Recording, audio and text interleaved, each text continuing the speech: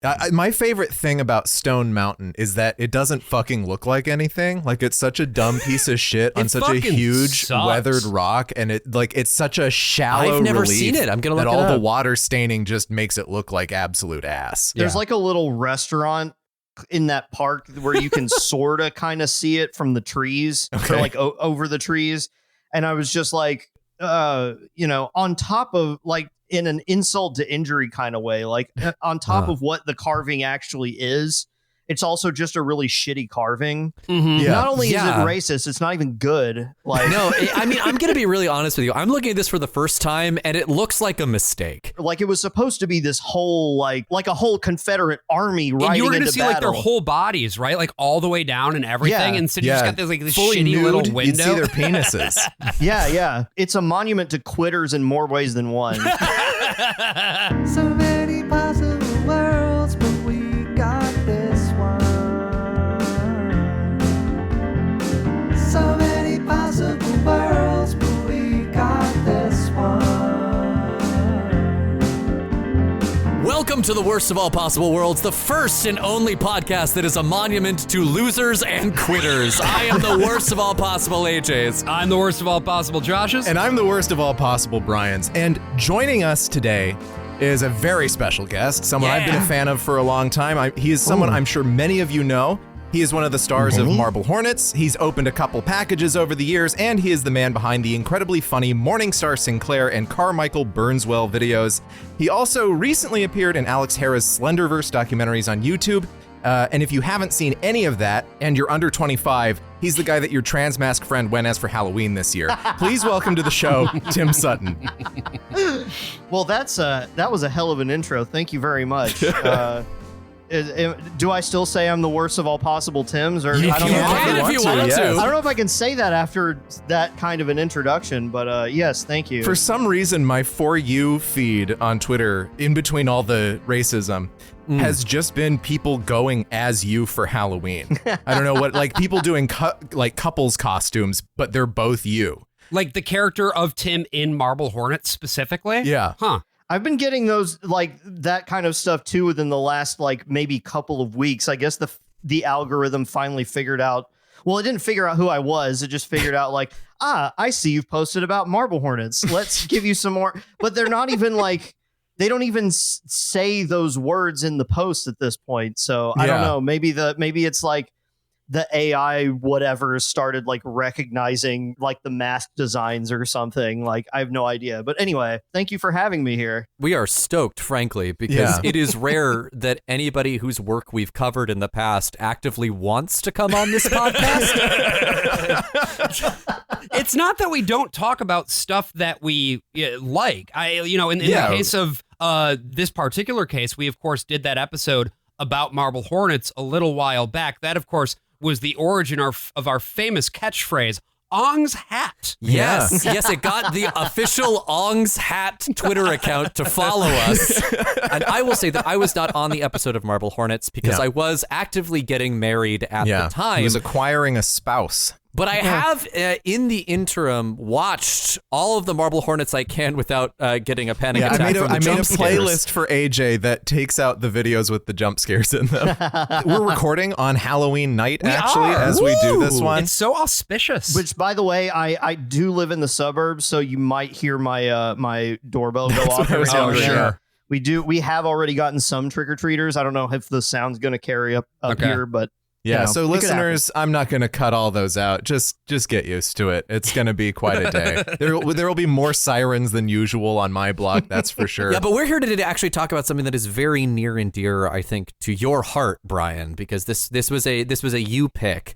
We are here to talk about the Blair Witch Project. Looking online, reading about Blair Witch, getting ready for this episode, I came across a number of like forum posts where people talk about like the two big pillars of modern horror now, the things that have both changed the game. And they say it's Blair Witch and Marble Hornets, both sort of leading up to like a new era that takes a little while. It's not like immediately afterwards, but things start to catch on after a few years. And Blair Witch invents a whole genre that we call found footage now. It wasn't the first movie to do it, but it was the first movie that other movies started imitating, because no one was making Cannibal Holocaust-esques. I did notice in the Curse of the Blair Witch, the companion documentary, the newscaster lady uses the phrase "found footage." Is that do we know if that's where it originates from? It is, yeah. Really? They use that term. You know, it's a term that they weren't using it as a sales term or a genre. It was just, here's the found footage. Here's the footage that was found. So I was like 8, right? This was 1999 when Blair Witch came out. I wasn't really even aware of the movie until I saw commercials for Cartoon Network's Halloween marathon of Scooby-Doo. Yes, the ones where they overlay the characters on top of footage from the Blair Witch Project. They called it the Scooby-Doo Project. Right. And they made a little stick dog that they hung in a tree. And the overworked, underpaid bumper creators for Cartoon Network made a series of little snippets of Blair Witch parodies where, you know, Shaggy has the camera in his face and he says, "I'm scared, man." Like scared. So I learned about it first kind of through parody, and then that was immediately after the movie came out. So then I was aware of the Blair Witch Project, didn't know much about it. In college, right when I started college, they were doing those midnight screenings of Paranormal Activity. I was a big fan of Cloverfield when it came out, and a huge fan of the Spanish movie Rec. I remember watching Rec with you, Brian, at one point. I think it was for Halloween or something. So I eventually got to Blair Witch. I was like, well, I'm watching all these movies. This is a style that I really like. This was just before Marble Hornets started, and I was like, I need more. I need everything that I can find. And Blair Witch was one of those. Well, Tim, it's my understanding that Blair Witch was not something that you had a great deal of familiarity with before Marble Hornets. Is that correct? I must be close to Brian age-wise. I think maybe a couple of years older. But I do remember like my older cousins going to see it and talking about it because it was like, you know, because it was the publicity for it was still pretty big. Mm-hmm. Yeah. But, you know, I would have been like 10 at the time. So I wasn't allowed to see it because there was too much cussing in it. Yep. Oh, sure. I never actually saw it. Yeah. Until Marble Hornets was over with. Wow. All the way over with. I think I was actually supposed to talk about, it was my idea, actually, I think, now that I think about it. I was going to do like a little panel at a convention, like about found footage. But then I realized I hadn't actually like seen any. Because this was after Marble Hornets was over and I needed like stuff to talk about. Yeah. At the time, I in hindsight, did not really prepare for that panel as well as I probably should have or could have. But that was the first time that I ever saw it. Was probably about a year or so after Marble Hornets was over. I'm not going to straight up say that it wasn't an influence. I don't know if the others saw it. I'm assuming they did, but I don't remember it ever really coming up. Oh, so it was never like, oh, we could do this shot and it would be just like Blair Witch. There was nothing like that. Yeah, I don't remember anything like that. I mean, there's obviously a lot of common factors because they had some of the same realizations we did, which is if you're trying to shoot something for cheap, there's two places that are really good for that, which are the woods and abandoned buildings because they're free. Right. As long as you don't get caught. Yeah. Right. Yes. But this is, you know, all world building that is communicated around the framing of, hey, check out these tapes I found. And for Blair Witch, it's the exact same way. Just for a little bit of background about my connection to it. I watched it for the first time yesterday. I had never seen it before. Same. My biggest exposure to this property was a parody called The Blair Thumb. Oh my gosh. Me too. I watched religiously as a kid. Steve Oedeker. Steve Oedeker. There was a bit that I had forgotten about that I remembered as I was watching The Blair Witch Project. Because first of all, it's not a bad parody of it, actually. Like, I doubt that. The problem is it's not funny at all. I'm mashing the doubt button now. Here's what I'm going to say about it. I do think the bit of renaming the Josh character as Jish is so No, that is funny. stupid That is funny. that I think it's funny. I can say that this thing would have destroyed me as a kid, but I am so happy that I got to watch it for this. Yes. It is so fucking good, and I'm so excited we get to talk about it. There's so much here. There's so much more depth to it than I ever could have imagined, or like even the marketing imagined. You know, I want to put us into a place. I want to put us in time. In the 90s. I want us to imagine we're all, I don't know, roughly 8 to 10 years older than we actually are. Oh. You heard 8 to 10 years old and just like stopped. No.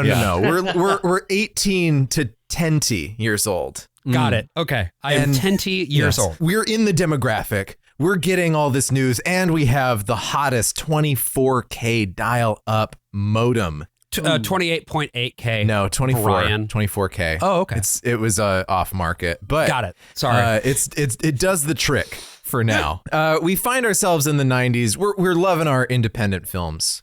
We're watching the Independent Film Channel, which is a spinoff of Bravo. It's brand new. We're big heads like that. You know, we watched Slacker. We like Pi, the work of a young filmmaker named Darren Aronofsky. Oh, yeah. So these two guys, well, it's a handful of guys, but I'm going to focus in on two guys. There's a group of friends from UCF, the University of Central Florida, in the early 90s. They come together, they make a little production company while they're still students, and they call it Haxan Films, in reference to the old silent documentary Haxan. Which, by the way, if you want to hear an episode about that, we also did that for Fancy Movie Time. That's right. For Patreon subscribers only. Freeloaders, fuck off. So two of these guys, Dan Myrick and Eduardo Sánchez, they're cooking up some ideas as writers. They want to make a horror movie in the vein of stuff that they saw when they were kids in the 70s. Again, they're not pulling from found footage. What they're pulling from are these pseudo-realistic documentaries. I wouldn't call them mockumentaries because they are actually trying to present themselves as true. Sure. They saw a TV show called In Search Of, which was hosted by Leonard Nimoy, and it was a precursor to stuff like Unsolved Mysteries, but with a more supernatural bent. So they do episodes like In Search Of the Loch Ness Monster, In Search of Bigfoot. They also saw a surprising low-budget hit, again, pseudo-documentary that's all recorded with reenactments called The Legend of Boggy Creek. I don't know if any of you have seen or even heard of this movie. No. No, I haven't heard of either. For some reason, I saw it in middle school. I had a teacher who showed it to us. The Legend of Boggy Creek specifically? Yes, The Legend of Boggy Creek. This is not a good movie. I want to just say this is really not a movie worth checking out. It has a great poster, but it was made on a budget of $200,000 that was funded entirely by like a car dealership or like an car insurance, something car related. And it the made Manos method. It made like $20 million at drive-in, so it was a really big moneymaker at the time. They also drew off of Chariots of the Gods, which was the precursor to the History Channel show Ancient Aliens. Is that the guy with the hair who goes aliens? Is that where the name is from? He was too young at that point. It was this German guy. There's this one Kraut who's just like, oh yes, there were ancient astronauts. He doesn't sound like Werner Herzog. I don't know why I turned him into Werner Herzog, but... And behold. So the idea behind Blair Witch was that it was going to be like a professional documentary. They wanted to have this like raw footage of some filmmakers who got lost in the woods, but it would be interspersed with interviews and stock footage and all this kind of stuff. And they were even thinking of maybe setting it in the 70s at one point, but it was that idea, these shows that they grew up with. Okay. So there was going to be a phase 1 of production and a phase 2. Phase 1 would be getting that raw footage, and then phase 2 would be building the documentary around it. Later movies like that are kind of framed as found footage, like Lake Mungo, Horror in the High Desert, even Hell House LLC, they all kind of do this hybrid format, right? So they make a backers tape that is built on the documentary format. They don't have raw footage. They don't have their actors yet. And since they ended up naming their characters after the actors, this backers audition tape basically has different names, but it has their outline in it. This is such a good backers tape that they're able to sell it, and it airs on IFC. Shit. Oh, wow. On a show called Split Screen. I didn't even know that IFC was around in Barely. the 90s. So I thought no it was a one more saw recent this. thing. That's Okay. why I didn't include Right. this in the package. Partly because it's not canon, but also because no one saw this. Okay. For the people who did watch IFC, for the real independent film sickos, they were going crazy over this. So the company or the producer that had Split Screen has the website still up called Grainy Pictures. His company is Grainy Pictures Incorporated. That website used to have a forum. That forum blows up after they air the Blair Witch segment because the segment just looks like it's an actual documentary about actual people who are lost. And everyone is like, what the fuck happened in Maryland? This is they crazy. okay? Yeah. Yeah. It produces a lot of buzz. So we'll talk about phase one here. Phase one, they're in the woods. They've got to get these three actors. They've got to figure out what they want to make. And the casting on this is kind of nuts. They come to New York, right? These guys are in Orlando. They're mostly making videos at this point for Planet Hollywood because Planet Hollywood had a bunch of TVs in it that would play montages from movies. So they funded this movie like half with Planet Hollywood money and half with credit card debt. Is like the broken tent from Blair Witch in a Planet Hollywood somewhere? Which means, does that mean this in an indirect way, this was partially funded by, was it Dan Aykroyd that co-founded? Or no, that was House of Blues. It was Sylvester Stallone, I do know, was one of the... Arnold Schwarzenegger, Sylvester Stallone, Bruce Willis, Demi Moore, and Whoopi Goldberg. Wow, all of the Expendables in one place. So they put a notice in Backstage. And for the actors in our audience, you know what Backstage is. It's where you go when you're not getting real jobs. It's where you go when you're not going to get paid for something. Yeah. And it was exactly the same in the 90s. Back when it was a magazine that you got every Thursday and you'd find your audition and go to it on Saturday. They were auditioning at Musical Theater Works, which is where Playwrights Horizons is. Yeah. So it's one of the rehearsal rooms at Playwrights Horizons. Musical Theater Works was always trying to become a big deal, but the only thing that they ever really produced was Starmites. Yeah, it was weird the last time I went to Playwrights and I walked into the theater and there were just all these stick figures like hanging from the ceiling. And then when I tried to leave, it just opened into another theater. Yeah. Yeah. Weirdly, that's from Starmites. God damn it. I am curious, Tim, was going out and like doing a casting process anything that you ever had in mind to do for Marble Hornets or your other projects, or like was that at all part of that world, or was it more just like, hey, here we are, we've got a camera, let's just shoot some shit? The one person that wasn't just someone that we know was the actress who played Jessica, who okay. The character was named Jessica already, and the actress who showed up and it got cast also just happened to be named Jessica. So it kind of happened in reverse for a change, I think. But I was not part of that process. But if I remember correctly, I think she was one of two people that showed up. Oh, my God. Fortunately, she ended up being terrific. So Yeah, she's that great. ended up. But other than that, no, we were all just people who knew each other. Yeah, that's one thing that makes Blair Witch a little bit different is because like these guys are professionals. They have worked in production. They are, they're not just coming out of it straight out of college or in the case of Marble Hornets still in college. They've worked for a while. They know how to get permits. They're doing things legally. The fuck is a permit? I would never get a permit. Never give your information to the government. That's right. And never let them know where you are. You're damn right. AJ, Yes. you and I have certainly auditioned for our fair share of just dog shit miserable projects. Oh, hell yeah. And Absolutely. the experience of going into something that you know is going to be bad is like the director is like, we expect the most professionalism. We are going to be perfect. Yeah. The onus is on you to behave well. Yes. No pay, must provide own meals. Yes. Yeah. And it's also like, and it always leads with not audition, but opportunity. Yes. Ooh.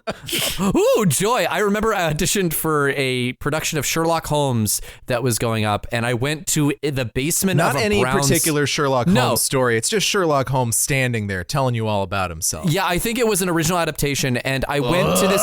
I went to the basement of a townhouse on 80th Street. Where I walked into the basement, and there was just this guy who kind of looked like Plinkett from Red Letter Media, Yeah, standing just in the corner looking at the wall. looking at the wall. There was already another person like mutilated on the floor. No, it was him sitting at like, it was in like one of those old school desks. He was sitting in like behind it, and all the walls weren't covered. There was just like fiberglass. Oh my God. Just like the fluffy stuff like So you coming just out have of the the wall. Pink Panther staring at you. I would fucking run. Well, that and would he- be like, am I about to get slaughtered? And well, no, but here's the thing. I had all the confidence of a white man in his early 20s. I was just like, oh, I'll be fine. Nothing bad can happen to me. Either mutilated or score some incredible drugs. But Well, yeah. Or both. And so I did my audition, and then he was like, great, so rehearsal start on Monday. Thank you so much. You have the role. And I was like, cool. How much, I mean, what's the contract? What does this look like? He's like, well, we're going to start on Monday and you're going to be there. And I was like, oh, okay, great. I'll see you then. And then I ran and never responded to a single thing after that. So this notice is different. Yes. They put it out very plainly, looking for natural look, 18 to 25. And then they say, all caps, bold letters, extremely challenging roles to be shot under very difficult conditions. Ooh. I mean, that's really nice. Yeah. No, You know? it's wonderful. I read this and I was like, God, I wish that there were Yeah. producers like this out there. And they reiterated it at the door. They had another flyer that was like, this is going to suck shit. Yeah. If you want to do this, that's cool. If you don't want to do this, you know right now that you don't want to do this. They brought them in and they were like, it was just improv. Just they came in to the room and then the directors would just ask them a question. You like, you've been in jail for 7 years now. Why should we let you out on parole? Right. So Heather Donahue comes in, who ends up being the main character of this, the star of the movie. She is in an improv troupe. She does feminist movement theater in an off-Broadway theater downtown that lasted 4 years. She's basically hell yes. 1997 ass so sentence. she's doing Yes. experimental stage productions that involve heavy dramatic improvisation and movement. She's probably spending most of her Perfect. free time over at La Mama Yeah. and eating brunch at the Life Cafe. There is a non-zero chance she has seen Willem Dafoe's penis in a Wooster Group show. Like she was doing the kind of stuff that I do, just, you know, no escape room around it. So she goes in and she's just like, you shouldn't let me go. And she created this whole story about how she like murdered her own baby and stuff like that. And they're like, Whoa. you don't even need to do a callback, but we'll still call her back. The three people that they end up getting from this are Heather Donahue, Joshua Leonard, and Michael C. Williams, who end up using not just their first names, but their full names in the credits of that movie, which becomes a problem for them later, and we'll talk about that. So, Right, but it certainly helps the movie in terms Yeah. of the believability of it Absolutely. to watch those credits in a way that The Curse of the Blair Witch, which is the mockumentary that we Yeah. also watched for this, the illusion is immediately shattered. yeah, because they all have it the cuts- same first names, but the last names are all but the last different. names are all different. Yeah. Yeah. But you also have to remember, if you watch it on TV, then the credits get all smashed up and then there's like And a they scroll commercial real fast. playing and then it's like, Yeah. you know, tune in next week to watch Final Fantasy, The Spirits Within. And I did. Yeah, a lot of bad movies on Sci-Fi Channel growing up. I miss it. I think that's where I first saw Army of Darkness. Now that I think about it, I think was on the Sci-Fi Channel. Okay. Wonderful. And then movie. maybe like, didn't they show Mystery Science Theater sometimes on there? They did, like Maybe? Saturday Yeah. mornings or something like that. So their money is secure. They've Right. got like $30,000 some dollars. They have an old used camera that they just already had on hand. They've got 15K in what I like to call whoopee bucks. They robbed it from a Planet Hollywood. Oh my God, it's the Whoopi Bucks from the Blair Witch Project. Yeah, their money's secure. They get it. They buy a bunch of 16 millimeter film. They buy a bunch of high 8 tape. They buy 2 camcorders, one of which they will later return to Circuit City once production is done and get their Amazing! $500 back. And that is why Circuit City went out of business. That $500 was all that was holding it together. It was a thin line. It was a thin margin. Then they went out to Burkittsville, Maryland, and the surrounding areas and made the actors stay in the woods for like a week and camp out there and eat out there and shit out there. So they spent that entire time out in the woods without ever coming back? There were 2 nights. The very first night that they were in the woods, a bunch of shit happened, and then they went back to a hotel. And then Okay. the very last 2 nights, they had to move to a different park to get to that abandoned house. It was in a different forest. shit. So the first night they shot some stuff, weren't totally happy with it, stayed the night in a hotel, and then went back and finished some retakes. That's bananas. Because Yeah. one of the thoughts that I had while I was watching this was, at some point, particularly with all the scary, like, of course you're staging all the scary shit, but like, if you've got all that on the mind, you are working these very, very long hours and you're in this genuinely creepy woods. Like, it's not going to be as bleak as depicted in the film, but it's not going to be comfy either. Yeah. Like, that's got to feel a little bit scary. There's a book that's a fantastic book about the production of the movie that was written only a few years ago called 8 Days in the Woods that I highly recommend. It's very readable, very interesting. But again, these people, these three actors knew what they were in for and they were willing to go. And there have been some urban legends about the movie over the years where it's like, oh, they were just out there. They had no idea what was going on. And then the director was just running up and shaking their tent in the middle of the night. No, they were told. They were still there as actors. They weren't dupes. But that speaks to how good their performances were that people are willing to believe that, like, oh, these are just some normal people, and these producers were able to like get one over on them. And and what they're doing is very hard to do as an actor. Yes. Being available every hour of the day, you're getting less and less food each day. They weren't starving them, but they were keeping them uncomfortable, making them wake up in the middle of the night, making them walk long distances. There's I think 20 hours of footage from these 8 days.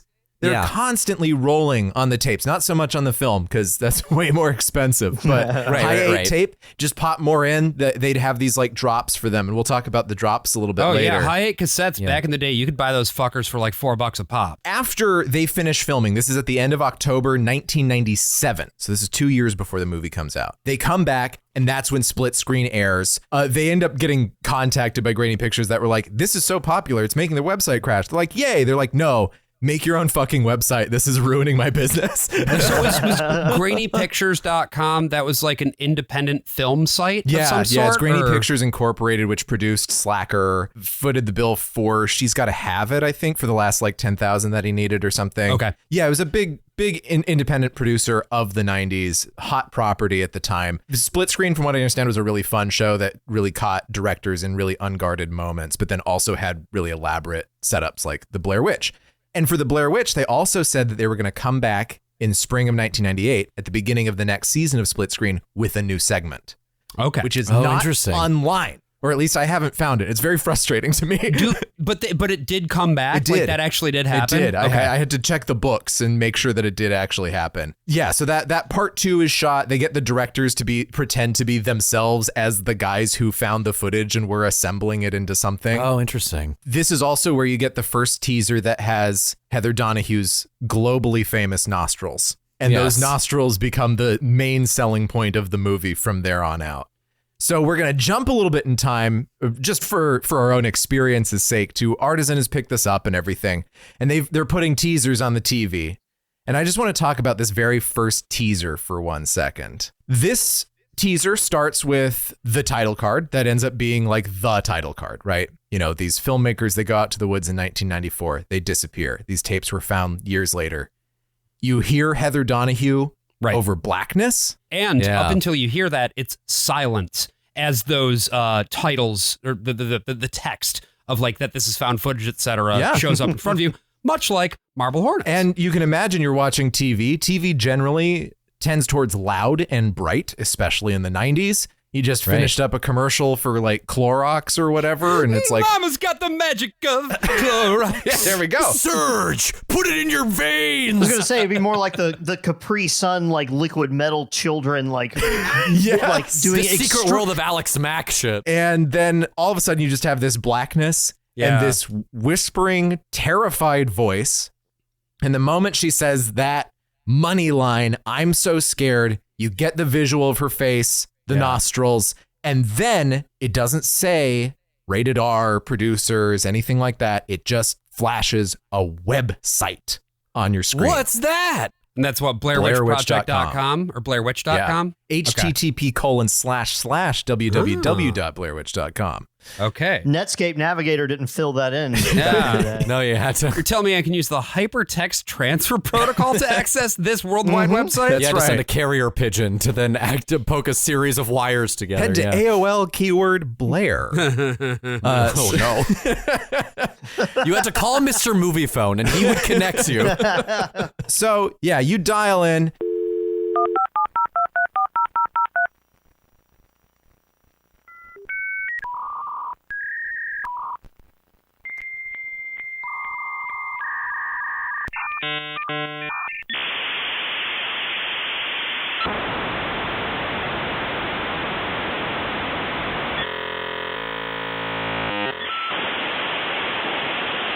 You find yourself on the front page of the Blair Witch website, which is still preserved today, not in totality. And of course, this site was originally set up a long time before. It used to have its own forum, but once it's picked up by Artisan, it becomes a little bit more controlled. In the old version of the site, you just saw that logo and you'd have to click on it first, and then it would jump scare you with a big blast of noise while all of your other link options would pop up. Okay. The current site as it sits online on the Haxan WordPress is silent at that moment. And then the music kind of fades in. I spent a little time on the website. I think I'd looked at pretty much everything on it. Mm-hmm. And then I went to check it again earlier today. And I went, oh, this does the thing that I forgot websites used to do, which is there's a picture and you click on it and then that plays the video. That's the picture is a screenshot from. Yeah. Yep. It's been so long since I've encountered that. Well, normally if you're going to do that now, it's like you get the YouTube thumbnail or something, like something to indicate that this is a clickable thing. But, you know, usability and interface design and all that stuff was still in its not necessarily infancy, but close. Yeah. Yeah, but it would be underlined, right? So you would like notice, Something, click on it. yeah. There was a link Yeah. there or something. That was my Yeah. first hint, was I clicked on something that was underlined that had some audio. And I was like, oh, there are video and audio files on here. Okay. Yeah, I figured it out because I saw it was like the screenshot of the private investigator guy, and it said like part 1 of the interview, and then I clicked the arrow to go to the next page and it said part 2 of the interview, and it was like the same picture. I was like, oh, wait a minute, I'm supposed to click on this. And this is presented in a more modern way now, but I bet back in the day you would click on it and be a fucking QuickTime movie or a Real Media file or something like that. Yeah, remember, it was a pop-up. Yeah. Remember Real Player? Oh, yeah. Real Player will come up in just a minute, Josh. Yes! Oh, shit. Okay. That was how I watched Dragon Ball in college, because that's my what God. I think if you pirated anime back in the day, they were all in Real Player files for some reason. .ram or .rm. Oh, only real heads remember that shit. Yeah, literally real heads for Real Player heads. That's right, Brian. Can you? I always had to convert it to an XVid to play on my DivX. Oh, yeah. I watched XVids back in the day. I watch XVids now. What? What? He doesn't even have a DivX player now. Oh, how for does God's he? sake. VLC. It's very versatile. This is against the Lord. This VLC is the switch of players. Yeah, So- you used to be able to buy DVD players that had a DivX logo on it. It was right. Yes. You could also play DivX files on this. Well, and there was also, we could go down that rabbit hole. We because can. DivX was I'm fine also, with that. DivX Let's was, go. okay, so DivX was also another thing. Yes. Like, other than the file format DivX, there was also a thing that was part of the same was a standard device. project. It was a special kind of disc, and you could only play it for a certain period of time, and the device, your fucking like DVD player or whatever, would dial in to get the authentication, because this is basically copy God. protection that was on disk. And what it meant was that when the license on the disc ran up, the disc became useless. That's so cool. And then Netflix came along back when they still sent DVDs in the mail, and there was no point in any of that anymore. And for the real heads, you know that a DivX player was one of the recurring characters on the Penny Arcade webcomic for many years. Oh my God. Because I forget You can't nothing. just do this to me, I Brian. am not allowed to ever forget things. Like we were talking about Skibbity Toilet last week, and now my brain is going back 25 years so that I can get these polls about fucking Real Player, DivX, and Penny Arcade. I hate you. I'm a real fruit fucker 5,000, aren't I? On the off chance he might hear this, I'm not going to be any specific, but I just happened to see somebody like a week ago or so, like not long ago, like on the Penny Arcade forums, and I was like, holy shit, what year is this? Like, he had his laptop open. They still exist. And I looked at it, and it was on the Penny Arcade forums. It's like, wow. The only thing I can think of that would be more disheartening than seeing somebody on the Penny Arcade forums would be seeing somebody on these Something Awful forums. Tim, were you a Something Awful gooner? Gooner? Not originally, but I made my accounts so that I could secretly follow the Marble Hornets thread. Oh, sure. Maybe a year or so afterwards, because I think I would go to the other guy's apartment and like they would be logged in, and I would just check it on theirs. Yeah. But I was like, fine, I guess I'll just get my own account. Because it was Troy who was posting it at first, right? Yes. Yeah. Okay. And Joseph was posting in that thread at the time as well, being like, interesting. whoa, this is so creepy. But like he didn't say that he was also what a video in it. So yeah. I loved it. Crazy how much I like it. That's basically what I did that got Roger Ebert to notice it. Oh, that's great. Okay. Oh, hell yeah. We still have that Roger Ebert quote. They can't take that away from us. Wait, no, as long as we're on that, can you please tell the Roger Ebert story? I do want to hear that. Well, so I was on his blog, and this was in 2009, so this was fairly early on, and I just happened to be scrolling on his the Your Movie Sucks page, because normally he would have a separate page for his reviews, but that one was just like one that he would update, and he just happened to do one for, I guess, apropos of found footage movie The Fourth Kind, as if anybody's ever seen that one. Not a good one. Well, he didn't think so either. Yeah. But I was like, well, I was just looking at the page and I thought, well, in these comment sections, it had one of those comment sections where you had to approve the comments for them to show up.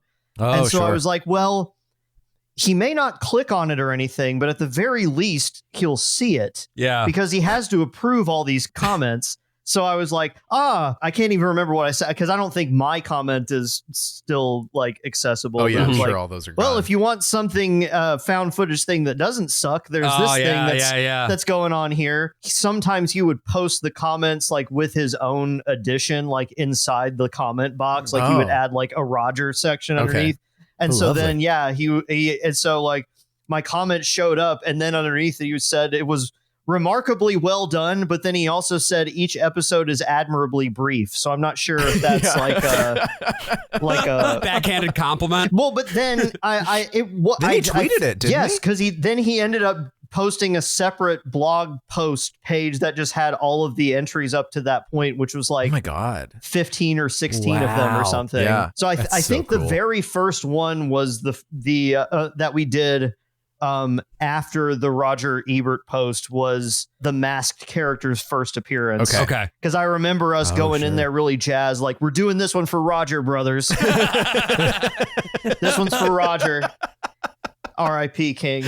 There's something though about getting the attention of, somebody who's more established. And I think that's a big piece of like why Artisan, why they picked it up was they knew that this was something that would get people's attention. And the website they made was just one more way of doing that. Artisan was really snavvy. Artisan was really savvy in how they snapped things up, because the previous year they made a lot of news by acquiring another very low budget film, Pi, by Darren Aronofsky. Oh shit. Which I don't like that movie at all, but it made a lot of money. And that was the big news, was that like once it got to Sundance, it was already so buzzy that they were like, who's going to buy this? And Artisan got it for somewhere between, as the LA Times reported, $1 million and $2 million. Oh my God. And then made $250 million just in theatrical grosses. Jesus Christ. Oh, but they didn't make a profit. Just for the case of the actors and the filmmakers, everyone at Haxan. It's the catering, man. It'll get you. At least the actors got paid. Theoretically. So they did get their 500 for the week in the woods. So yeah, and we'll get to that a little bit later too. Yeah. So on this website, we're digging around. It kind of looks like your typical movie website. It's very themed, and usually it's going to be like, maybe you'll get like a little plot synopsis. Maybe you'll have your downloadables section of the site where you can get a wallpaper or a QuickTime video. Yeah. They should bring wallpapers back. They never went away, not in your heart. You can make anything a wallpaper, you know? No, I know, but they still should have have like JPEGs. custom ones that you can just get for free. I don't know. I miss that. I miss that part of the internet. Yeah. They'll have that on the same website as the custom ringtones you can buy for 99 cents a pop if you want Linkin Park. Hold on, let me get my LG chocolate semi smartphone real quick. It plays with MP3s. with my Verizon ringback tone. Yes. Please enjoy this music while your party is reached. And then you just hear, Oh boy. That's exactly what it sounded like. that cost $36. Sorry, kids, you can't go to college. Daddy put all his money in the Jamsters. The Jamsters are going to be so valuable when you're grown up. I spent all my money on hit clips. Didn't realize that they were fungible. So here, instead, you have a lot of dramaturgy. They move the forums over to the Haxan website, Right. and then they just make this about the lore.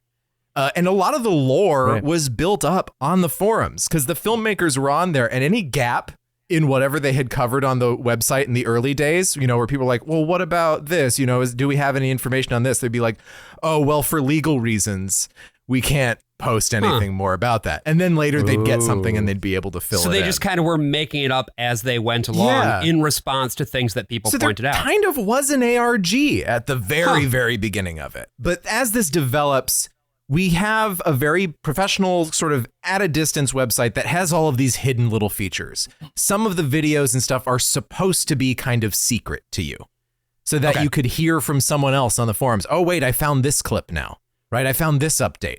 And you can tell that they're even updating it up to the release of the movie because some of the clips are like raw footage. The take is different than what you see in the final documentary or the final film.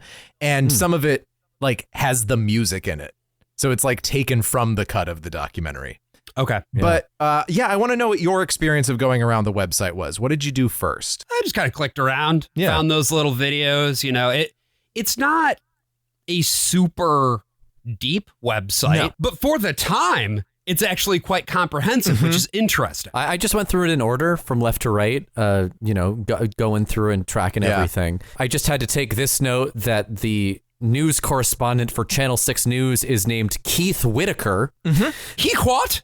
Yeah, but it's Whitaker. Like it's like if Whit like a were to own an wiseacre, acre of but he's land. witty. Yeah. But it is very interesting how, like, going through the videos, how good the actors are in them. Yeah. Like, just like the found footage, like even like the newscasters are incredibly authentic in their deliveries. Yes. The newscasters It is- are great. This really does look like local news from the 90s. Yeah, And it's because it is so well in done. a couple cases, like with Joe Nagy, one of the hosts, that's a friend of the production who worked a long time ago doing some newscasting, I think, on the radio. Okay. And at the time worked at a news station on the crew.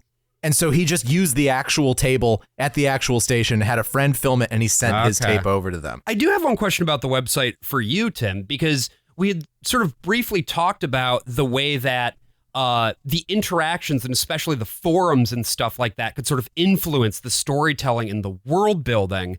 And to what extent is that something that you experienced where it was like demands on your storytelling, you know, coming from the internet, coming from people being like, well, actually, you missed this thing, or maybe like inspirations that actually were exciting. Like, has that been part of your process at all as an artist, and especially with Marble Hornets?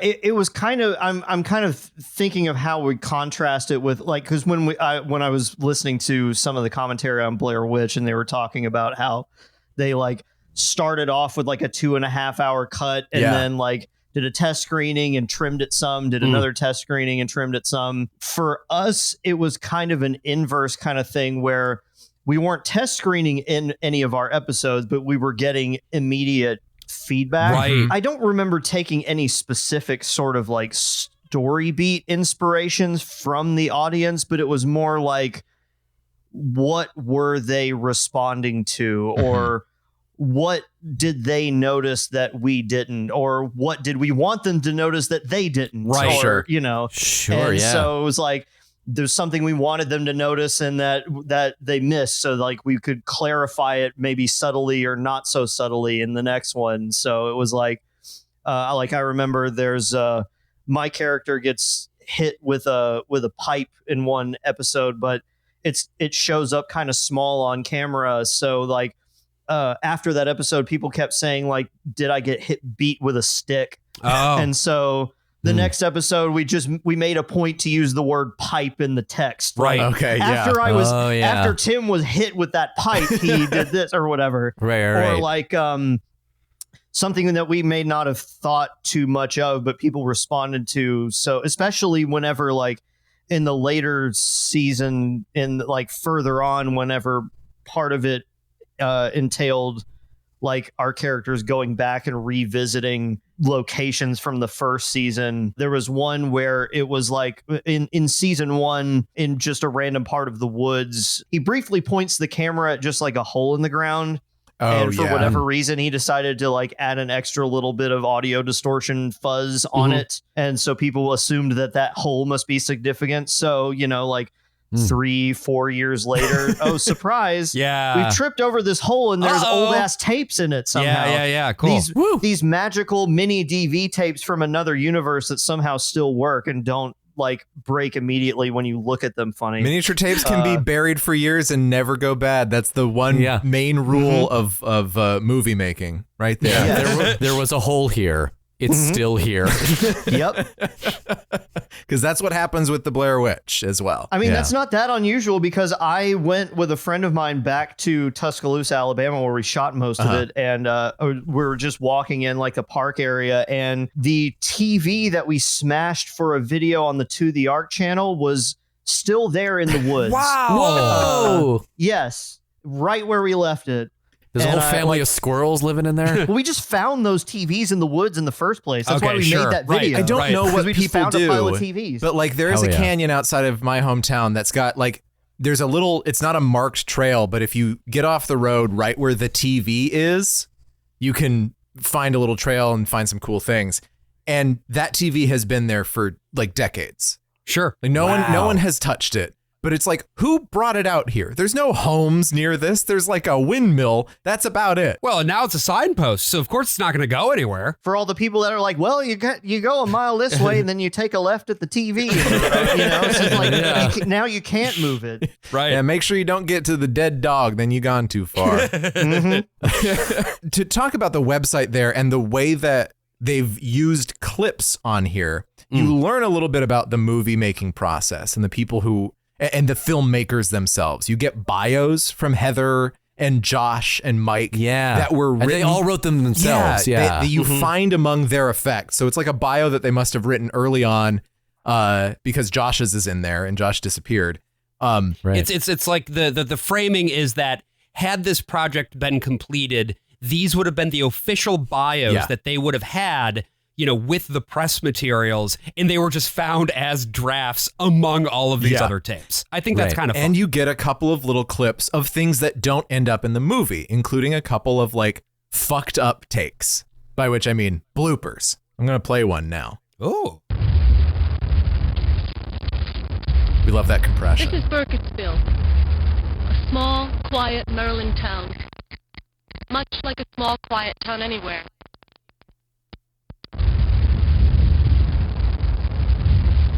People came to this town over 200. Families laid fuck. Cut. It's a moment of humor, and you don't get a lot of humor in the Blair Witch Project at all. That being said, the movie is really good about its like weaponization of tension. Yeah. Like there are, for all the scary sequences, there are at least like 2 to 3 minutes in between each one of just them having downtime. Even in the most fraught of circumstances, it does bring you back to this place of these just being kids hanging out in the woods. Yeah. So this website shows you a couple of these alternate takes, some interviews that don't end up in that TV documentary, or longer takes of those interviews that do end up in there, and also footage of Rustin Parr. So we have these stories of a witch that lived there in the 1700s and some bad shit happening in the 1900s. The town of Blair was abandoned. The witch was not executed. She was just exiled and then died of exposure, presumably, although no one found her body. But then in the 20th century, there's this gruesome string of child murders that happens. The guy who commits these child murders in 1941 is a fellow named Rustin Parr, who said that voices told him to do it, and he ends up getting executed. And on another video that is the size of a postage stamp, you can see Rustin Parr getting grilled by journalists. Mr. Parr, you've been sentenced to death. Do you feel this is fair? Yes. Mr. Parr, do you think God has forgiven you? Yes. Have you asked a priest for absolution? Yes. Have members of your family been deceived? No. They have such a canny eye for performances and how to keep them level. Yeah. The guy who played Rustin Parr was not an actor. He did landscaping at the Haxan offices, which was just like a house. Oh, wow. Because he looks like Edward Albee. He did. in a way that was moderately distracting for me. But also what I love about that particular take is that he looks like he's listening for someone to tell him what the answer is. Yes. Oh, like he's still hearing the voices, and the voices are like, say yes. Yeah. And then he says yes. There's always just that brief pause, and you see him search for it. And I'm like, oh, fuck, the Blair Witch is still here. She's still in his head, man. So they did a little audition down in Orlando, and they had some people come in, and the usual thing, they wanted improvisation. But they thought, this guy has a great look. Let's call him in too. And he would just answer yes or no. He would just do this monosyllabic thing, and they were like, this is it, actually. Yeah. None of this other lore stuff that we wrote from. And he even came up with the voices. The voices told me to do it. Okay. And he says it so curt, and it just goes on from there. And Rustin Parr actually lingers a lot over what happens in the Blair Witch Project in many ways more than the witch herself. Because it's the imagery of what he does that ends up carrying through to the end. Which is also, I mean, it's interesting too, because then it leads to like, is it what he did, or is this the ritual? Like, is this what the Blair Witch does every single time? This is a question mainly for you, Josh and AJ, because you had not seen the movie before ever. What kind of a sense of story are you getting from it? What do you think the movie is going to be when you're watching this?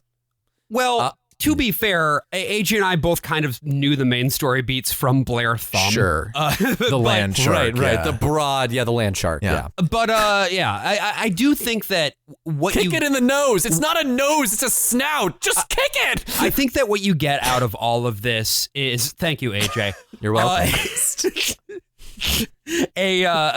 Just a general sense of like cohesion in world building. Yeah. That's the thing that really struck me. And this was also the case with the fake documentary that they ended up creating for the Sci-Fi Channel, which also reuses like, or maybe more accurately, the website uses clips that were originally shot for that documentary. But like these pieces all lend to a sense of like, there is great specificity there. And all of the things that we are observing are going to pay off in some meaningful way. And that's exactly what happens. Yeah. It's interesting because the documentary that we watched, The Curse of the Blair Witch, it is this very specific sort of like A&E style documentary. And it's not dissimilar from what you see on Netflix nowadays for like true crime and shit, the right? style is different, but that's its descendant. They rhyme. Yeah. You can clearly see the origins of a lot of that stuff, but there is a lot more sensationalist, like bum bum, or like when somebody's like getting disemboweled, you like hear like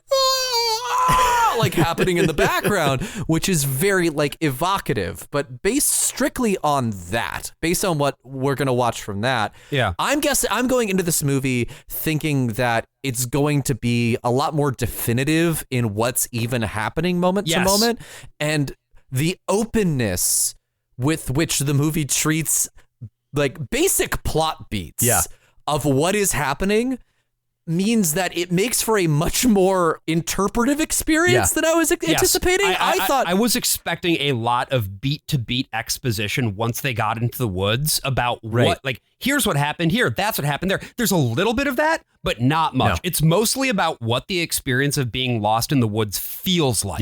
Yeah, and they say things like, you know, in that documentary, it's a lot of like the private investigator saying things like, well, I don't know, I watched the tapes. It's probably a hoax. Yeah. And then you're like, but the movie's got to be clearer than that. And then you watch it and it's like, there might not be a witch at all. No. Mm-hmm. That could just be them in the woods, except for like the stuff like attacking the tent. I mean, that has to be like a bear or something. But like, this might be an elaborate ruse by Josh, just like planting shit. Yeah. Josh Borman.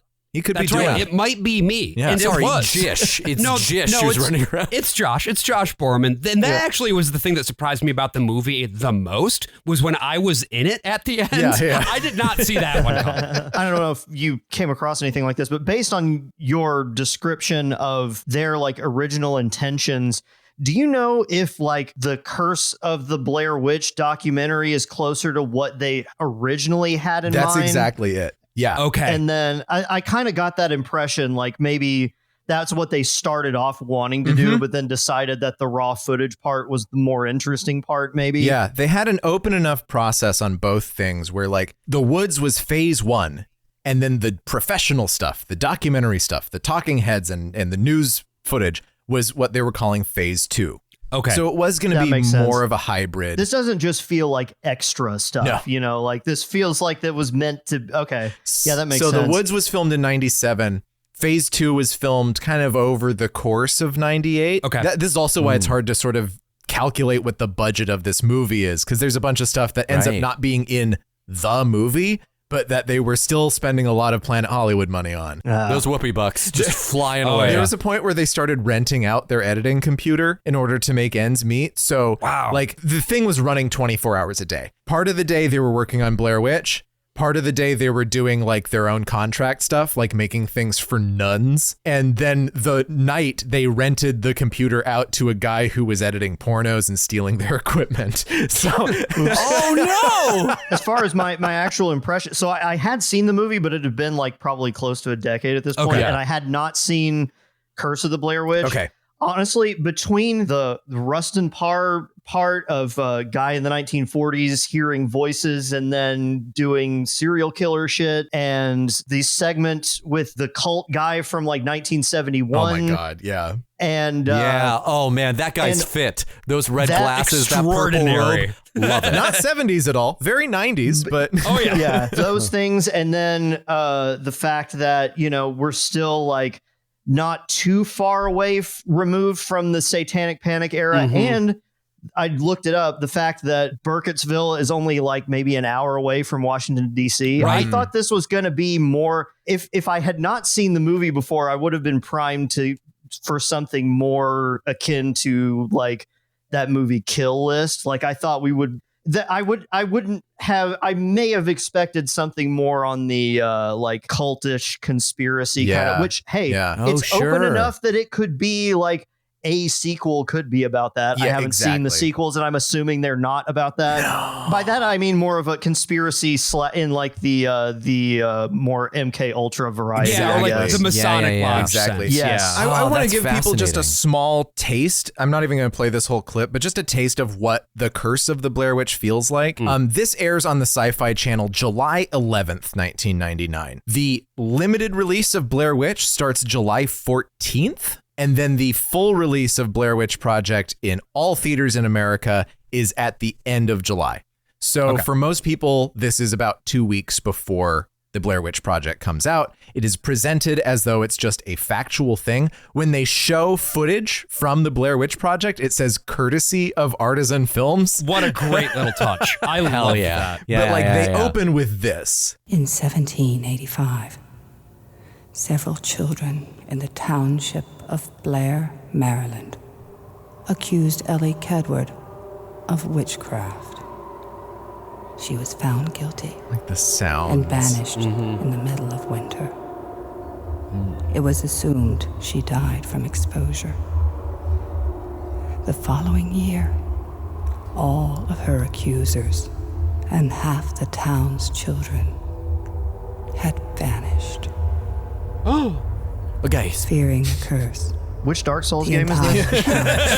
I don't need to play any more of that, but like you get the sense of it, and it cuts to like the most. I just associate the opening title graphics with like Christianity at this point, because I feel like that was the look of like videos produced for youth groups until 2014. I mean, that was most educational videos kind of followed this format. If they were edgy. Yeah. I also just want to shout out just the names that they use in The Curse of the Blair Witch, because I think they're really, really great. You got Buck Buchanan. That's a real guy. That's his real name. That's his real name. Yes. He was a real private investigator that they hired to play this private he might have been. I couldn't find it for sure. They needed a private investigator to find some of the people that they interviewed for the movie, because they didn't get releases for them, and they needed to get releases for them in order to release it, for Hollywood.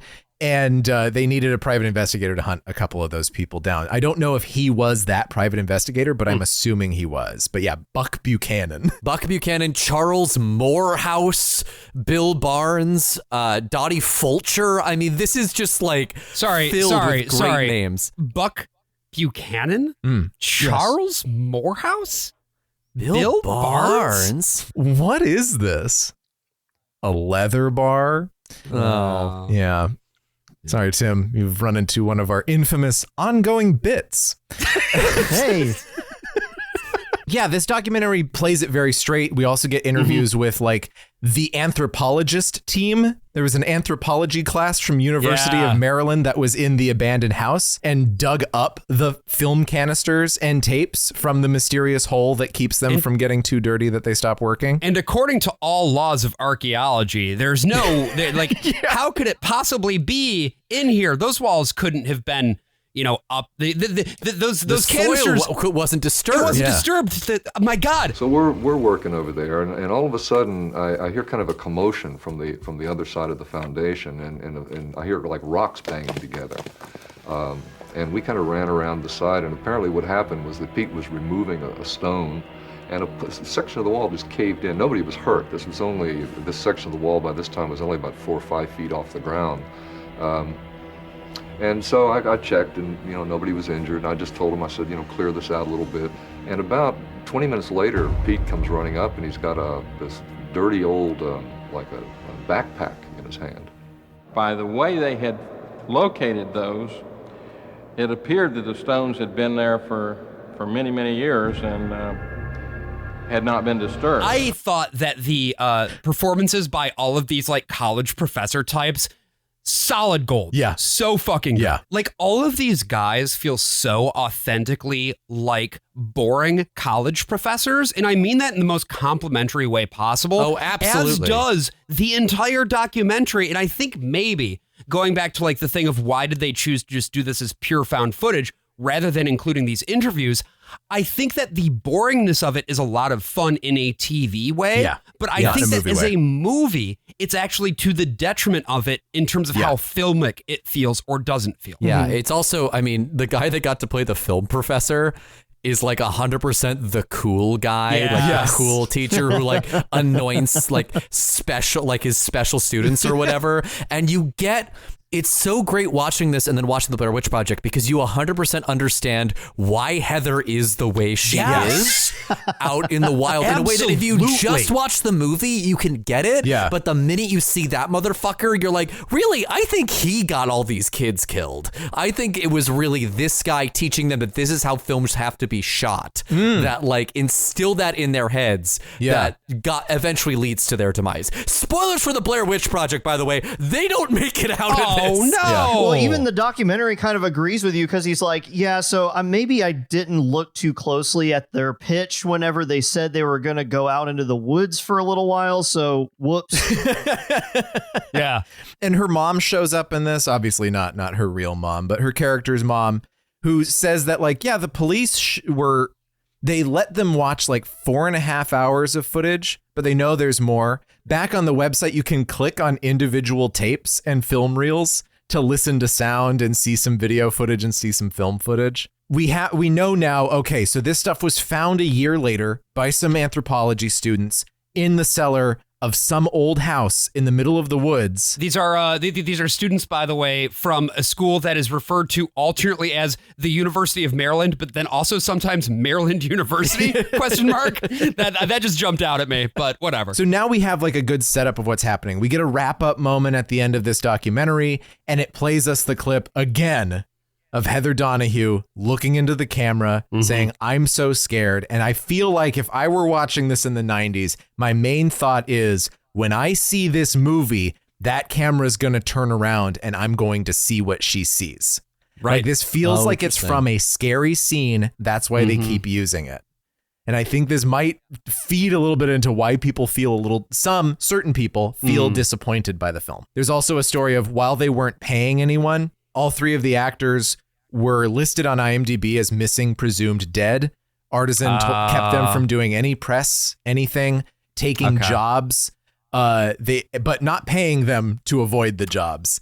And that sucks. And Heather Donahue was driving down the road and her car broke down for the last time.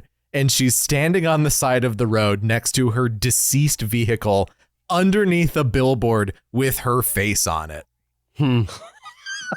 Fucking hell. So now we find ourselves at the very end of July. The hype is a-brewing. We've been seeing those nostrils every goddamn day.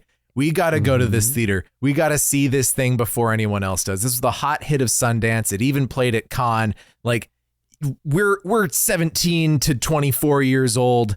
We're right in the demo. Yeah. We're drinking Surge. That's... It's in our veins. Jolt if you're nasty. And we are ready to watch this movie, The Blair Witch Project, that we've been waiting all year to see. And you at home listening to us will hear our experience of that right after the break.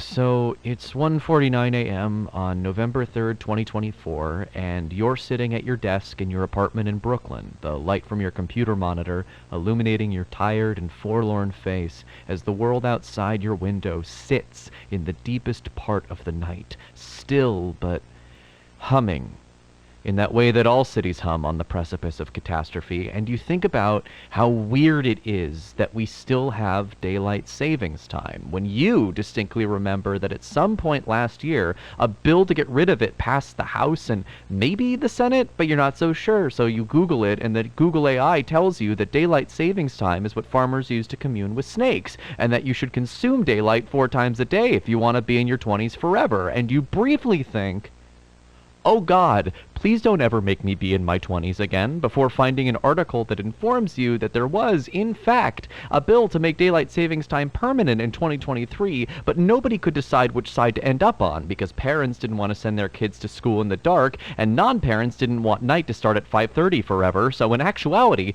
daylight savings time is just going to keep happening, despite everyone unanimously agreeing that it's a horrible fucking idea, because that's just the world we live in now. And if we can't even change the fact that we can't get people the health care they need, how the fuck are we going to change the concept of time itself?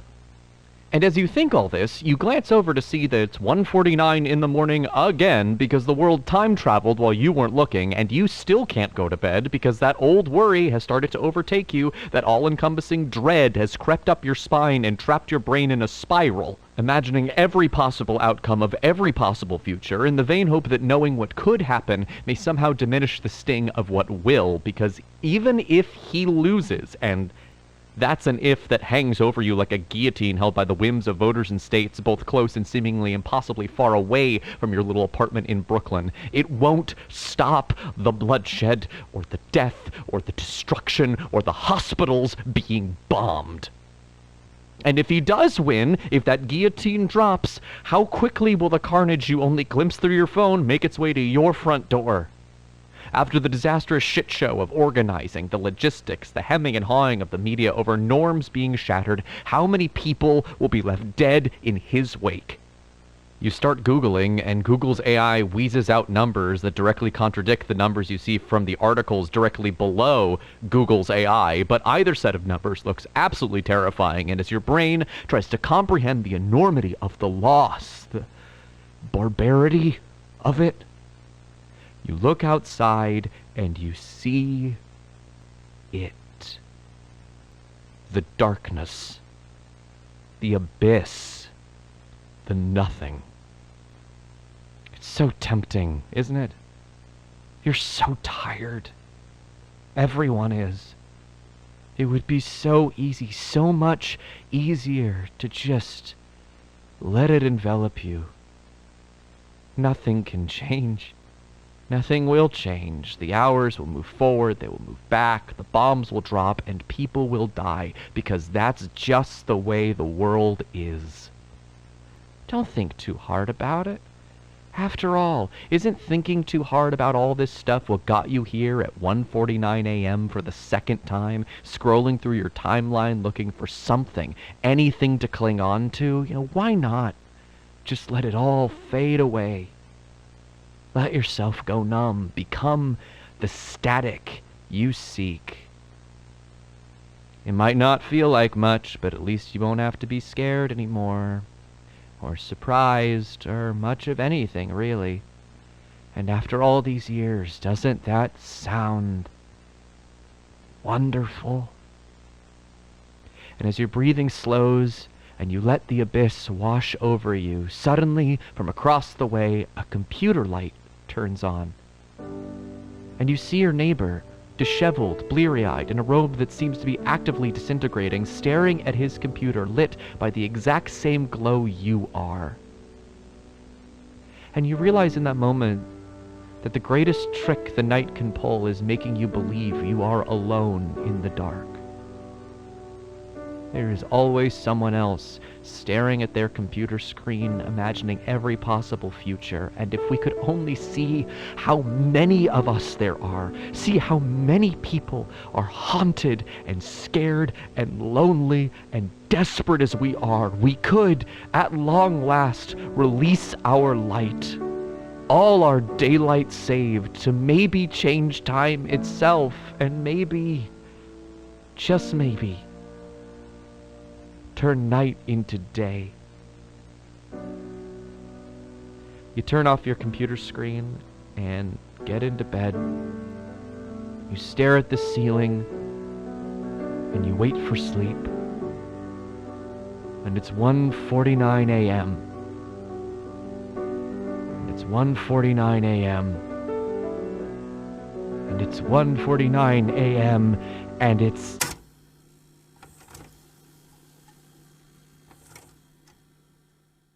So we're walking into the theater. We're getting ourselves a popped corn. Woo! Perhaps I went to the lobby. Maybe a spree. I put my spree in my surge and it disintegrates immediately. Yeah. So I hold on. Let me sorry, my Discman just ran out of batteries. Let me flip this out. Oh shit. No, not my Nirvana CD. Fuck. They released a soundtrack with Blair Witch, and they had to make it that it was like Josh's, like his mixtape. That they released on CD later, because you do hear like one song at the beginning. It's really good. It's really quite good. When they made Josh had excellent taste. When Artisan released Blair Witch 2, they were like, buy the DVD. It's the first time you can ever buy a DVD and the soundtrack in the same case. And it's like, congrats for breaking those barriers for us, Artisan. Buy the collector's edition and then you get the digital art book. Yeah, when you look at the screen after your trailers have finished playing for, I don't know, Runaway Bride, another big movie of the year. This film looks so whimsical. I can't wait to spend $4 to buy a movie ticket. This film is also window boxed, weirdly. Yeah. So this is obviously most of it is on video. Most of it is open matte film. So it's square as opposed to wide. And in these days, your movie theater screen is wide. But even when you buy this on DVD and VHS, you have this window boxed thing, right? it's like you're looking in a little square inside of your screen. It doesn't go all the way to the sides. It doesn't go all the way to the top and bottom. It's an open mat. You have the weird rounded edges that are never meant to be seen. And this is because Blair Witch is shot on videotape and film. Right. You have to choose one. So what they did was they chose tape. They were like, oh, we'll put this on beta. That way, because most of it, yes, Josh? It's tape. Thank you. So most of it is 30 frames a second video, and they wanted to preserve that frame count. That was the most important thing to them. So they put it on Betamax tape, professional digital beta, and they bring it to Sundance, and Sundance is like, we don't have CRT projectors. This is 1999. You live in the future, Mr. Witchman. Yeah. We live in the past, dude. What are you, Ang Lee with Gemini Man? We don't even know how to use phones to use the computer to connect it to the other computer on the phone. That's crazy. Phones are for cars. That's as far as we go in the future. They have to transfer their tape master to film. So there's a bunch of stuff that's on film, transferred to tape, then transferred back to film. So it's all pixelated no matter what. You see this in the Blu-ray releases. This is just a perennial issue. Artisan does not release this the way that the directors want it released. It is always letterboxed, it is always pixelated, it is always running at 24 frames a second. And since Lionsgate acquired Artisan and they've put out Blu-rays that crop it down to 16 by 9, so you can't see people's faces ever. Oh no! Honestly, though, the window box look really like added to it for me. It kinda does. I kind of love it. The framing is very good. It captures this very specific era of like it. It feels very rooted in its time in a good way. Like it just feels like it feels like that's how it's supposed to look to me, whether it is or not. Yeah, there's some genuinely like beautiful shots in this thing, and I cannot believe it was not nominated for any category at the Oscars. Well, okay, but like you have to remember that at that time, genre films didn't get this kind of appreciation. And this is just too out. This is just too out there. I know, but God, I know what it did win. If you want to get really angry, because I did, as if I needed any more reasons to fucking hate the Razzies already. Heather won the Razzie for worst performance. Which that's insane. That is wild. Belong in prison. Her performance is so it's unbelievable. Good. Yes, and when you consider that it's again another reason why it's such a travesty that they're not fucking paid anything is like they're not just actors; they wrote the role too. This is their dialogue. Right. And I don't know how you can come out of this movie unless you just hate women, which is a big sector of society. So the Razzies, in other words. Exactly. Yeah. So there is a new release that is happening right now being done by Second Sight Pictures. They do boutique Blu-ray releases and remasters. And this is something that, forget being remastered, it was just never quite mastered the way it should have been. Right? If you're going to do film prints all the way around, you might as well at least go back to the original film negative for the filmed parts, which they didn't do. Because they didn't have the time to do that. So now this company, Second Sight, with the producers are doing this completely without any money in this at all. They're just working on this themselves. They've gotten the original high 8 tapes, the original 16 millimeter film. And this tape is like flaking. Yeah. The remaster of this is coming out in 2 weeks. Cool. Unfortunately, it's Region B. So for our European listeners, you can go ahead and buy that Blu-ray and play it. But for our American listeners, you'll have to buy a Region B or regionless Blu-ray player. And that's always, an added expense on top of the movie. I'm so fascinated in seeing that, mostly because I can't wait to see how like raw and real that 30 frames a second on video feels. Is it still 4:3? Yes, it's still going to be 4:3. It won't be the rounded edges, I don't think, because that's not what they wanted in the first place.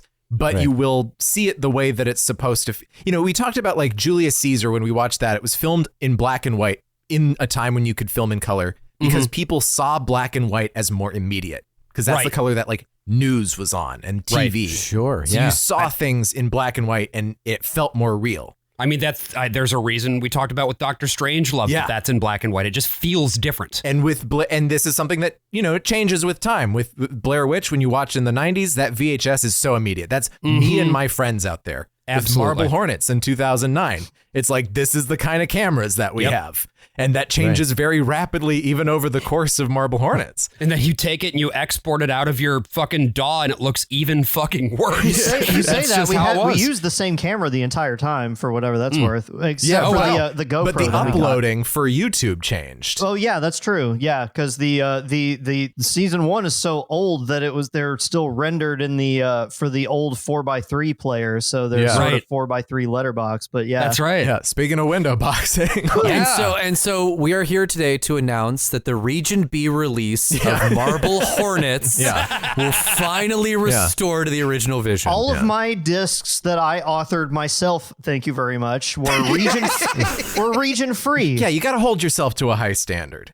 And we got people who are holding themselves to high standards out here. And this movie starts, of course, we meet our three characters. We meet our Heather, our Josh, and our Mike. Yeah. Mike is like a new guy. He's like a friend of a friend who knows how to do sound, because sound is harder than all the other stuff. So you really need a guy, and you usually don't have a guy. The sound for this is not being, well, there's something kind of interesting about the way that this works, because some of the sound is sound that is taken off of the actual camcorder, and you can tell because you can hear the rolling of the gears on the tape. And it's stereo. Mm-hmm. So when you switch between the DAT, which is recording the high quality sound, that's all monaural. Yep. It's one channel. You can feel this even better if you're wearing headphones or in the theater, right? Because a mono channel, especially in a theater, the mono channel is on one speaker in front of you, and the stereo is on either side of you. This is constantly cutting between film and video. It's mostly video throughout, but especially at the very beginning and at the very end, most importantly, we are seeing the film, we're seeing the video, we're seeing the film, we're seeing the video. This even does a cute little like cut back and forth to two different people's perspectives right at the beginning. Well, and the idea here is that, the film is what they were going to use for the like real shit, you know, like that's the student film. Exactly. Yeah. Whereas the other stuff, the stuff that's shot on the high-end camcorder, that is additional footage that's going to be used to document the process, but it's not going to be used in the actual like movie. The first thing that sort of jumps out at me is just the quick cuts and how relentless the pace is of this movie. Like they literally leave in as much of a scene as is necessary, and then they're gone to something else. They cut so fast, and that even as I was grabbing clips, I realized how quickly they were like, this sentence is over, we're on to the next thing. This movie originally, like their first thing when they were going through like 30, 40 hours of footage or whatever, their first pass was just like anything that looks like it's acted, it's gone. So they just sort of cut as much as they could out. The original version was like 3 hours, then they got it down to 2.5. And then the version that ends up playing at Sundance and for the final release is a little bit less than an hour and a half. It's very, very fast. It gets to each point. I have seen a 2.5 hour version of this. It's not the pre-Sundance cut. It's a reassembled cut by a fan who's taken pieces from all over, excluding the one clip that everyone goes crazy about online, which is the Amazon clip. The very first streaming video that Amazon ever put up was in 1999 in real player format. Yes! And it is a scene that has never been totally recovered. They found part of it on like Entertainment Tonight. Who else out here buffering their real player? Am I right? I'm just sitting out here. I'm just buffering. Oh my God. So this is like a fun point of obsession in the still existing Blair Witch forums. But this 2.5 hour cut, which you can find on the Internet Archive, I was expecting to hate it. It's actually kind of great. There are entire like subplots that happen in that don't happen in the final movie. And the last thing I'll say about it is that it's an exhausting movie to watch, but it means that the intrusions on their lives in the form of the stones, the sticks, any kind of supernatural thing that pops up feels so much more powerful when you're kind of beaten down that way. But here we go. We have people shopping. They're all just getting ready. They're sitting in the car. They're going on a trip. And they get to Burkittsville, Maryland. So one of the big complaints among like the CinemaSins crowd, or at least something that I heard about this movie for years after it was released, it was like, well, no camera battery would ever last that long. And it's so funny that there is a line like maybe a minute and a half into this movie where Heather says, oh yeah, we have enough batteries to like last us a lifetime. Yeah. And I'm like, they did it. They justified it. What are you complaining about? And then they didn't show them changing batteries. Easy. Like, right. There's so much we don't see in this movie. Also, why would they have showed them changing batteries? Right. They can't because the we didn't camera's see off. Ray training, Josh. But Heather has these really funny turns of phrase that are in the movie because she says we have enough batteries to power a small world country for a month. Not a small country or a third world country, a small world country. Yeah, it's a country in the board game Small World. Oh, okay. The tiniest country. So there's an interesting thing in here too, where like that's a great example of what happens when you have a completely improvised script. Yeah. There's always a danger that things are going to be rambly or go on too long. Yeah. But then you get a script like this, you get a movie like this, where it's just filled with phrases that are almost right, but they like tickle your brain in a really wonderful way. Because that's how people talk. What we call AJ-isms on the podcast. That's what I'm saying. That's what I'm saying. Yeah, you really resonated with that for a very specific and personal reason. Well, I did, and there was also like it's stuff like, would that be a full of shit statement? Yes. He said at one point, and I'm just like, that's amazing because It's there something is a that writer sort of wouldn't come up with. hyper-formality. Yeah. No, and every writer would be like, I'm going to take a pass at that. There's no way that sounds realistic. And then you see it in this movie, it's like, that's how people talk. Tim, in terms of like your process that you've had for Marble Hornets or for anything else, do you tend to prefer to like actually write everything out, or do you go for an improvised, semi-improvised, fully improvised? How does that work for you? And how did this dialogue land with you? Well, as far as Marble Hornets is concerned, we kind of vary depending on what the episode required. So some of them would be improvised, some of them would be fully scripted, some of them would be in between. A lot of times we used, I guess, we later found out they call it the retro scripting method, like with Curb Your Enthusiasm or so forth, where it's like you have an outline and maybe like a few specific lines you want to hit, but you can bounce around that. I prefer fully scripted just because I'm not the greatest improver in the world. Even when I'm decent at it, it still stresses me out enough that I prefer having a script if I can get one. I'm right there with you, Tim. But as far as my reaction to Blair Witch, I mean, like I was just consistently impressed by, well, just the dialogue in general and the performances and the energy and the stamina it takes to sustain that kind of dialogue in that way and in that kind of place. Because I don't know how many other people have a lot of experience doing a lot of improv in the woods, but you know, it turns out I do, and it's well, you're expert. Yeah, it is very difficult to do, and I mean, like I'm sitting here watching them do it, and I just can't. I have trouble picturing them like doing multiple takes of some of this dialogue just because of the way that it flows. Like, do you have this sort of like, are you in the woods and then you have a scene like this and then you decide, okay, let's stop and do that scene again? Like, it doesn't feel like they would have done that. Yeah. If they did do that, they did a very good job at making it feel like they didn't. What are the specific challenges that come with improvising lines in the woods? Upright Conifers Brigade. I just needed to say it. Well, I mean, the same as anywhere else, just with more like bugs. Right. There's, I mean, especially if you don't do it like professionally, like, I mean, like that was our improv. It was a trial by fire. I hadn't had any like training or anything like that. That self-consciousness that you would normally have and it already is magnified even more whenever you're just like outside in this place. Like, okay, I have to scream like I'm dying. Yeah. But there's people right over there. And like, we're not putting up signs or anything. We're just kind of like hoping everybody's cool with it.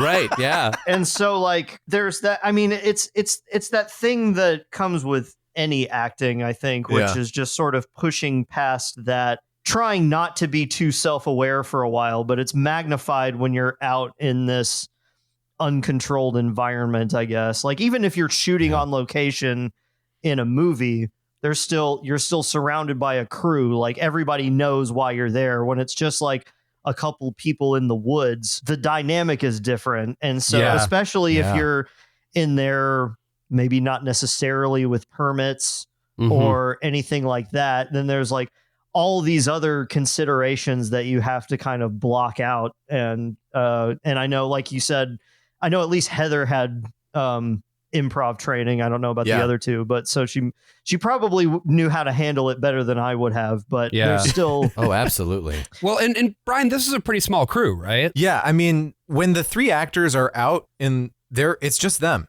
They were taught how to use the camera. They were taught how to use the DAT and like kind of like for a day. And then they were sent out to do this stuff. The rest of the crew would be around taking some behind the scenes footage. Sometimes they'd like walk past them every now and then, walk past a crew member who was just sort of sitting behind a bush and be like, hey, the lens fell off the camera. And he'd be like, what do you mean the lens fell off? And he'd be like, the lens fell off. So like even the director was not there watching them as they taped? No. Wow. They would be in town. I mean, they were around. They were watching a fair bit of stuff. They didn't abandon them in the But woods. they also kind of did. Like, they had a radio. I mean, this was, you could have a cell phone in 1999, but the minute you go out to the woods, yeah, no, there would have been service out there. Yeah, the service. So they had a radio and they had a GPS, and it's really fun to hear people in interviews in 1999 explaining what a GPS is, because it's like not everyone knows yet. Oh, like if you got a rental car once that has the little map thing on it, what they did was they would set up at the beginning of each day. They would have coordinates that they would go to, a little geocache kind of thing on their GPS. That would have a milk crate with a little like orange flag, like for, when you're laying power lines under the ground or something. They set up geocaches? Yeah.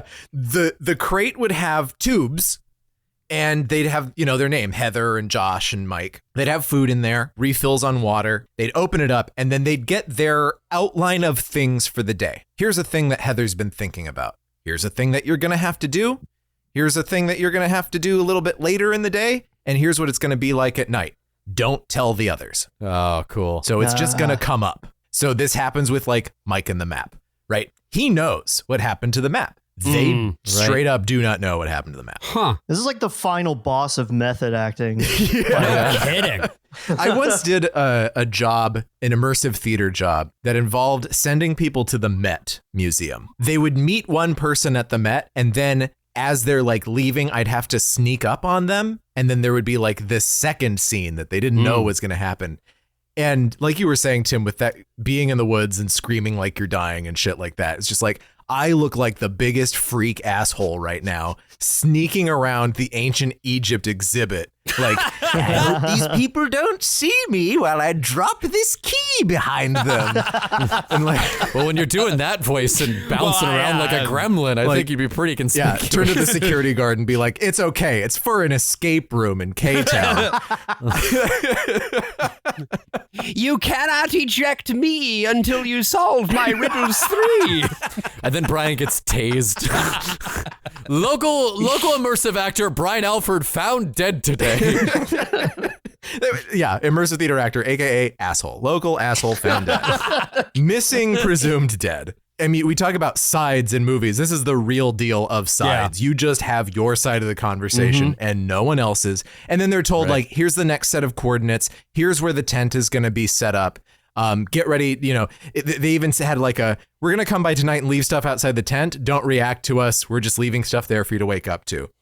And then other nights it's like, we're going to come up to the tent and do something scary. React to us. Right. There's the point where they have to run through the dark. And they're like, we want you to do this before sundown so you know exactly where to run so no one gets hurt while you're running through the woods. So they're thinking about them. Then the first day everything rains and the directors take the crate before they realize that the actors hadn't gotten to them yet. Oops. No. And they were already at a restaurant outside of radio range. God. And so the actors just went up to someone's house and were like, hey, we need to call somebody because we're lost, but we're not actually lost. We're making a stupid movie. So they stayed in a hotel the very first night. But this very first section, they're walking around, not Burkittsville, but actually a nearby place. Burkittsville is basically just one block and a cemetery. And the cemetery is really beautiful. And they filmed that little segment at the cemetery. And because they're actors, they film in the beautiful Burkittsville cemetery with the camera facing a giant pile of dirt. just right behind Heather. Yeah, but I mean, it's all those kind of mistakes, or not even mistakes, just like choices that make the thing feel so real. Yeah, absolutely. Like, this is the mistake of a film student doing like maybe their first big thing in college. Right. You know, and it's not even, it doesn't point to it as a joke, because again, they didn't do it as a joke. They did it because that's how they set up their shot. I mean, it's a miracle that the movie isn't just shots of each other's asses the entire time. Yeah. Just feet. Yeah. The sky briefly. There's a couple of Marble Hornets entries later on in season 3 where like I'm holding the camera, which I hadn't done very much. And there's quite a few ass shots in that one. Yeah. That's what's interesting is like Marble Hornets, Wreck, which was not even shot with the handheld. They just made it look like a handheld in post. Hell House LLC. A lot of found footage movies make really extensive use of forced perspective, long takes, and tricks, right? We're looking over here, we're looking away, we're looking back. Now something is there. You swoosh the camera, and in that swoosh, you can do a cut. Yeah. Right. And Blair Witch, they never have any of those. There are no tricks. And I'm sure they must have thought about it. They did at one point have a guy running through the woods in just long johns and a white ski mask because they wanted him to kind of show up in the background. If he's dressed all in white, the light is, really bright. Maybe just something will show up. Figure there, yeah. That's when Heather shouts, "What the fuck is that?" And they just never pointed the camera at him. But that's so much scarier. Yeah. It's so much scarier. Yeah, then you don't have some fucking like everyone's just like, oh yeah, the scariest moment of the movie was when some prospector was running by. I'm just out here in my long johns. Whether you're talking about something like Blair Witch, Marble Hornets, whatever, the more you see the thing and really have a chance to get a good look at it, the less scary it becomes. It's scarier if you're just thinking about it and trying to fill in the gaps in your head. The thing that hit me, the reason why it works, for me at least, but I think in general, is there's an admirable amount of restraint to this thing. Because the thing about found footage is that if you're making something that's found footage, odds are you've gotten into it because you want to make movies, and found footage kind of operates on a different kind of logic. It's very hard not to put movie stuff into a found footage thing. And I was very impressed at the lack of movie stuff in this. Yeah. At least with Marble Hornets, that one of the things, I mean, we did a lot of like the long takes, whether they were actual long takes or like you saying we always called them whoosh cuts. Apparently those are called whip cuts. I heard from somebody, but we still call them whoosh cuts. I also anyway. call them whoosh cuts. Whoosh cuts is good because it could also include like moving forward and back. You whoosh the camera and then you cut it during the whoosh.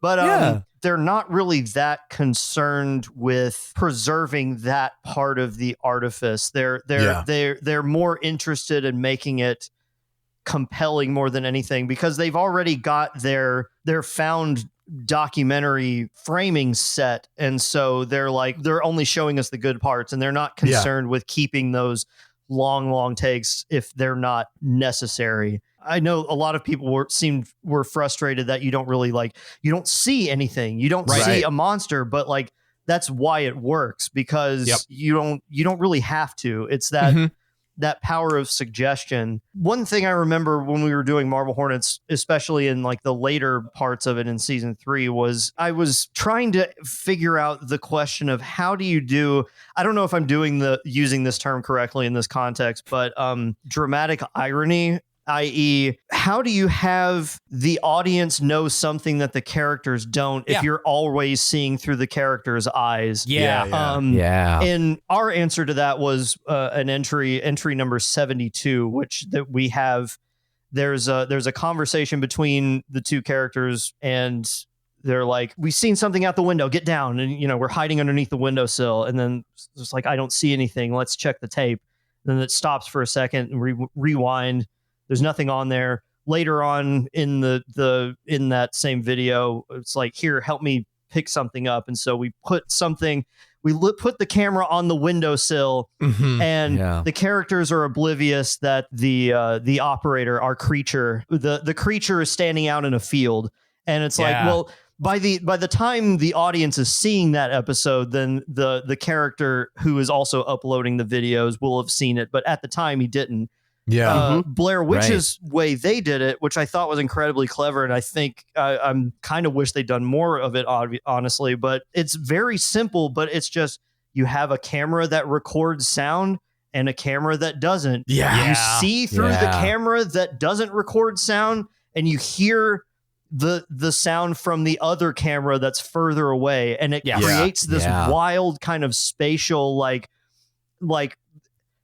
the perspective that you're seeing from is getting further and further away, and it does this really what you see does really not match exciting. what you hear all the time. And I will also say that I did take the note here that this is dramatic irony, the movie. Right, because we know at the beginning that they're gone. Right. And so you see them fight against it at every turn, and the magic of the movie and the magic of any movie that immediately presents its audience with every character is going to die is that you briefly think for a moment, oh, maybe they'll actually make it. Maybe this thing that they try will be the thing that fixes it. And of course, it never does because they're gone. So once we're in Burkittsville, the movie's version of Burkittsville, not the real Burkittsville, they had the actors go around town and just ask people about the Blair Witch. As far as the actors knew, this was at least based on some real legend. That's how I feel most people would make their movie about some old legend. Not Haxan. They made up the Blair Witch. There's no such thing. There never was any kind of folklore around a witch or mass killings or anything in that area. It's all totally fabricated. So poor Heather Donahue is walking around town asking tons of people, have you heard of the Blair Witch? And most people are just saying no. We get one example of one of those people where he's like, nope.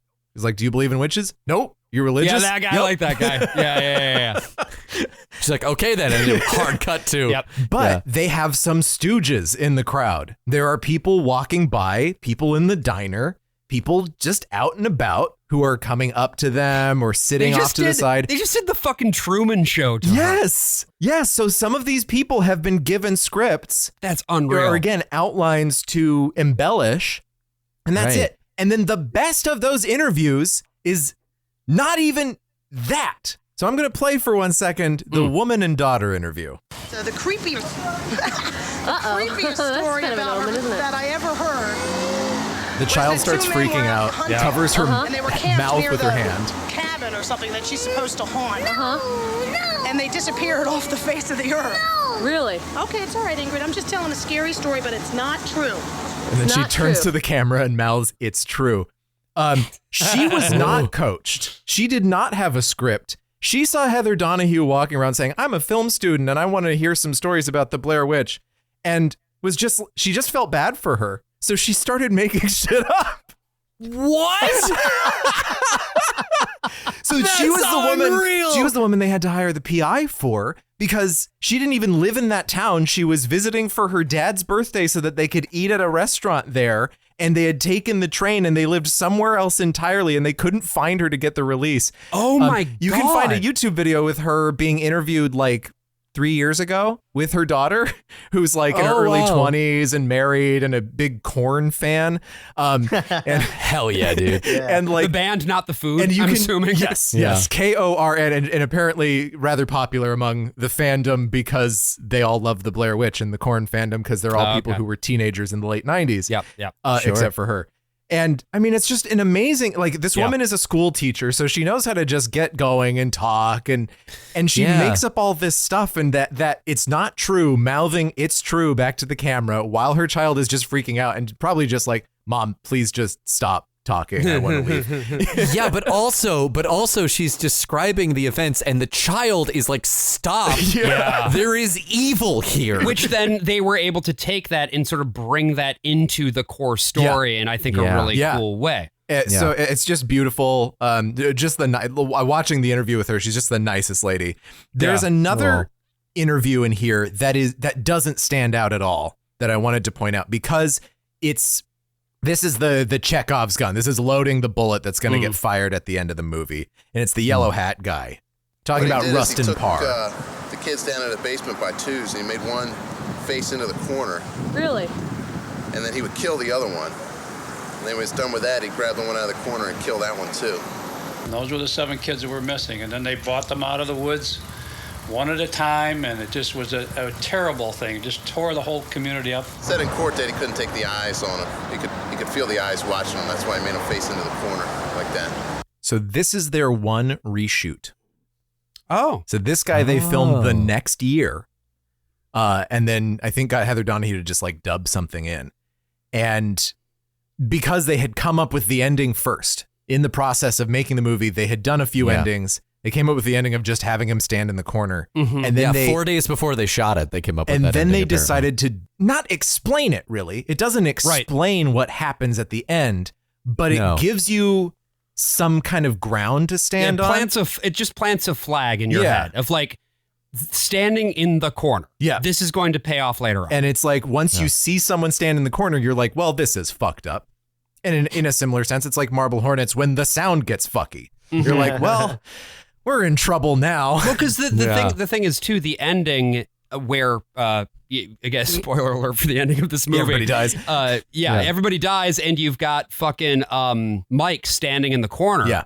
That's not actually, it's not going to be legible unless you have a reason that him standing in the corner is somehow unusual, unexpected, beyond just being a little weird. Yeah, well, it's really creepy if he's being screamed at and he's not turning around. Like, why and the would black that be? and white? Like it's a very it's a great image, but this sends it over the top. This one little tiny reshoot that they do makes this ending into something pretty good, into something fantastic. Yes. To talk about like the idea of like movie stuff ending up in found footage. If you ever watched the 2016 Blair Witch, which is just called Blair Witch. It's basically, it's all done in found footage, but it's all movie stuff.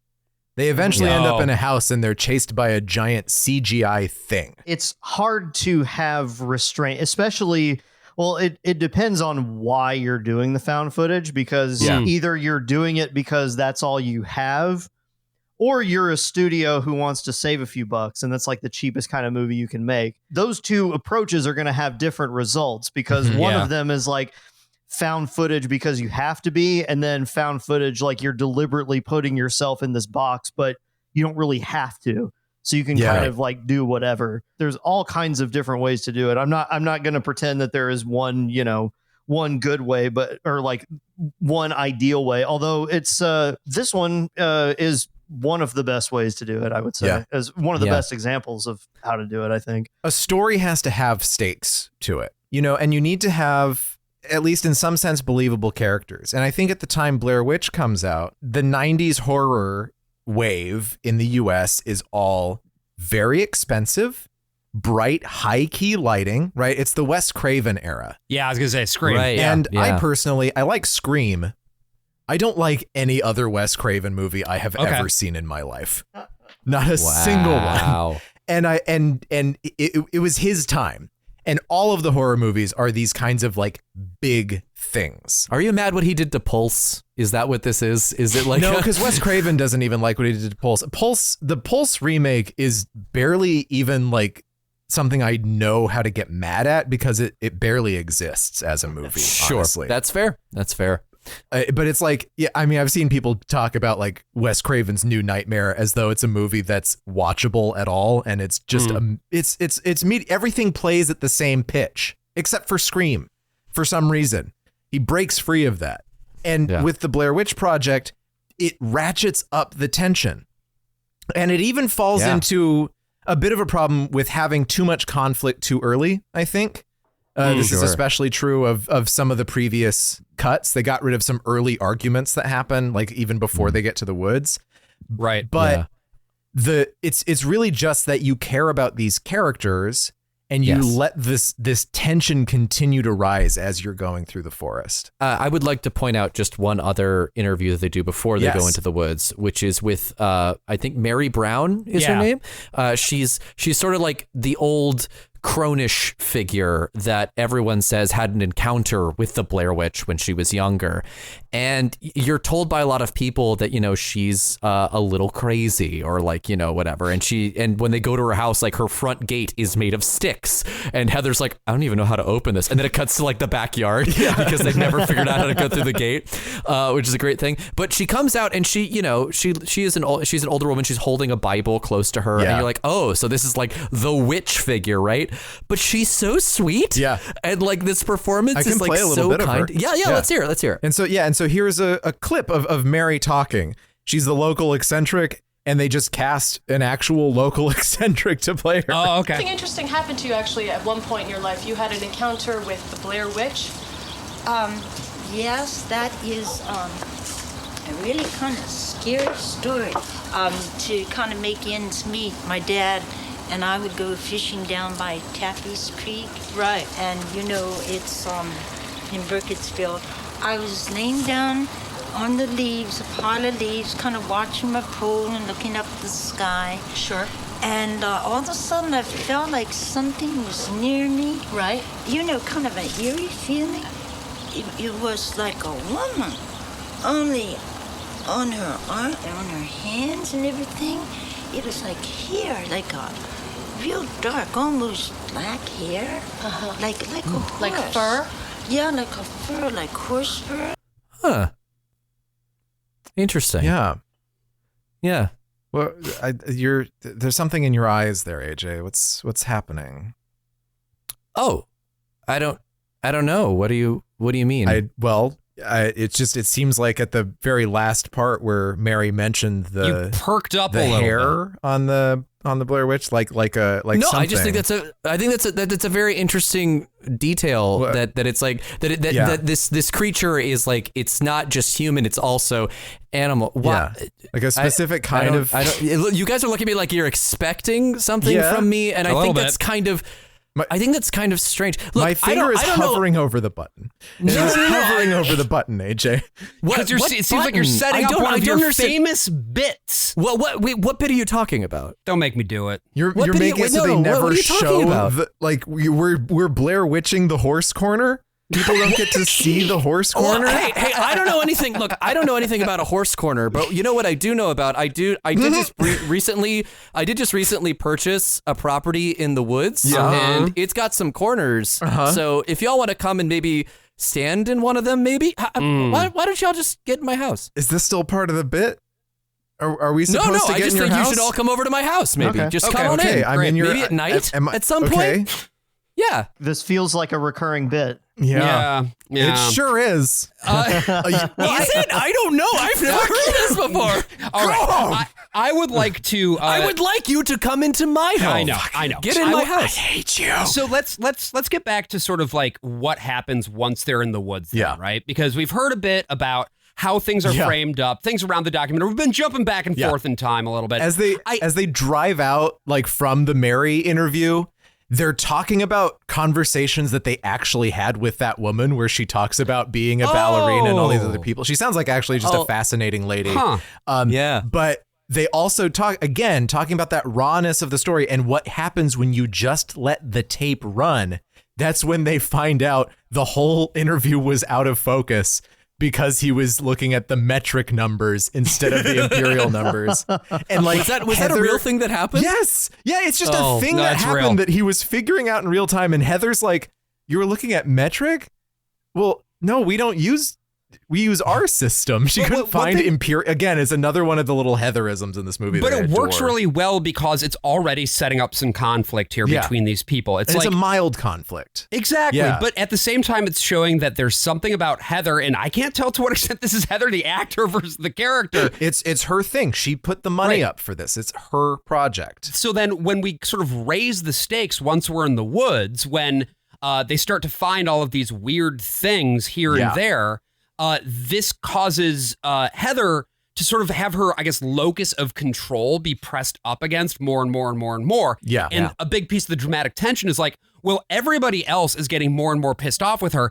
When is this all going to snap? Yeah. She's kind of an archetype that goes all the way back to stuff like what's the producer's guy's name from like King Kong? You know, like the producer that insists, no, we have to go deeper into the jungle or whatever. But like, it's not a role that you typically see for a woman. We were actually talking about this with Aisha as well last week. It wasn't on the episode itself, or 2 weeks ago. It wasn't on the episode itself, but it was like giving any kind of unlikable trait to a female character, it magnifies it. It just does. Like, you're going to have more people angry about it. And this is something that the movie has to ride, because the main conflict is with her and the other two guys. She tapes way too much. She has this compulsion to capture everything. That's why she's a filmmaker. This is a type of guy. This was me in high school. I was this type. I always had my fucking camera around. I mean, she films, I think it's Mike's chest. Yeah. And it's just like hair. Commenting on the chest hair. Right. And first of all, it is very unusual. Great representation for guys like me with blank/hairy chests.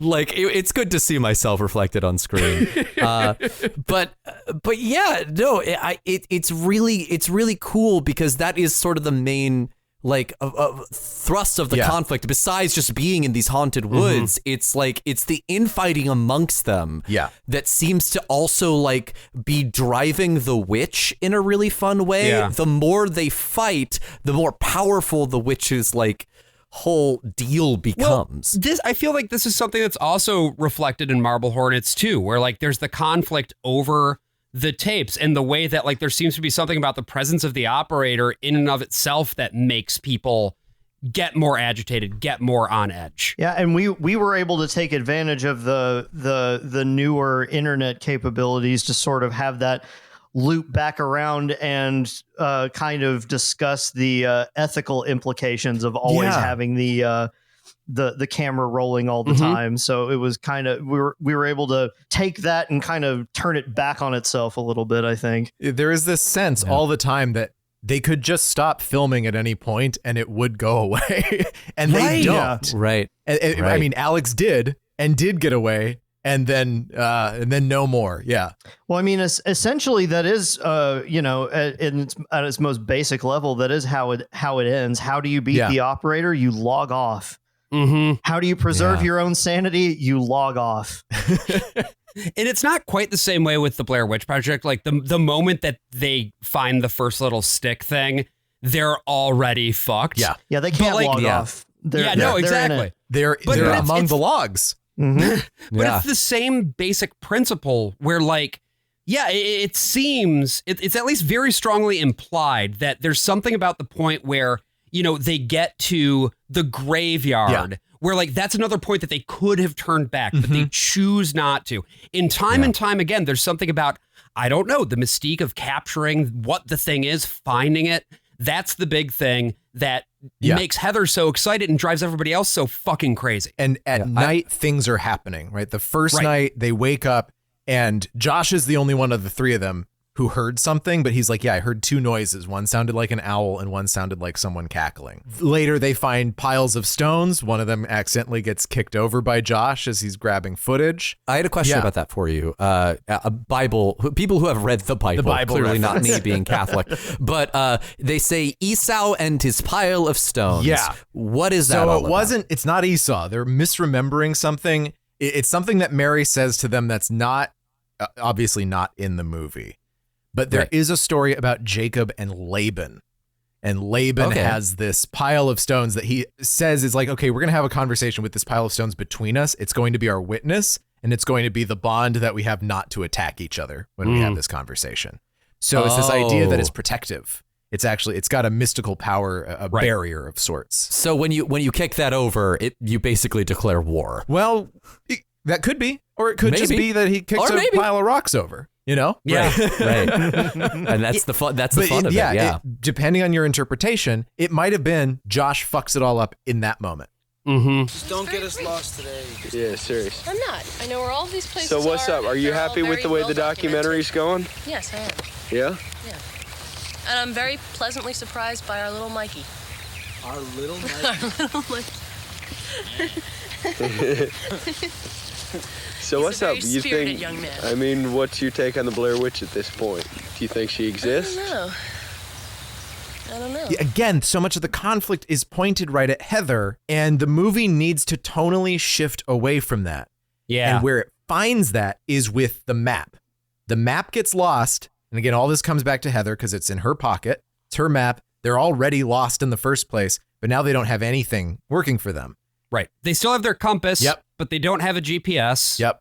They have already crossed one river on a big log, which they did in real life, and if they had fallen off, would have destroyed all that equipment and ended the movie shoot right there. Yeah, one thing I that did hit me was like, man, we had it way easier with just a Sony Handycam. We're not lugging all like film reels and high 8 tapes and all this shit. Like, you know, don't need any of that. Just we were always running out of batteries though, so that is definitely you know, that's always an eternal issue. I think there's something beautiful about the way this movie takes very minor revelations and then makes them feel like apocalyptic. Yes. Yeah. Like the fact that it's there's one point where I forget which night it is, but like they're all awake and someone's like, please tell me it's 5 a.m. And someone says it's 3 a.m. and everyone's like, no. Yeah. And then you're like, that is the worst I've ever been told that it's 3 a.m. Yeah. Do you know what I mean? Like you feel the panic sun along is not with them. coming up because this noise, this bother becomes worse. What they did, what the sound designer did, he recorded like little kids, like his friends' kids playing in the yard and then recorded other sounds. Like you can kind of hear them in the movie. But they actually took these tapes and stuck them in big boom boxes. Okay. And just left them out in the middle of the night, you know, out among the trees where they have these like child sounds and owl sounds and cacklings. And of course, later Josh yelling. No, thank you. Yeah. No. That's crazy. Not for me. Like, yeah, imagine, you know, again, it's scripted, you know, it's that something is going to happen, but it's like 2 a.m. and you get woken up. Like actually woken up for real. Jesus. God. You know where that wouldn't happen? In my house. Why do y'all get in my house? So the thing is, too, with this map, right, that they've been consulting it this entire time, it's the last piece that they're holding on to that could get them back. Yep. Once they no longer have the map, it turns out that Mike just, I don't know, threw it into the river for some reason. Yeah. He maybe. said he kicked it into the river. And it's why the fuck did he do that? Right. Why would he do that? I think it was in that deleted scene. I think that was in there. Whatever it was like.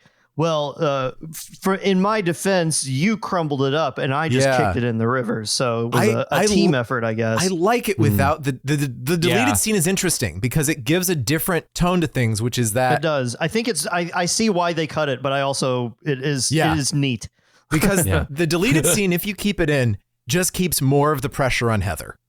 It's that Josh crumpled up the map and then Mike just kicked it into the water.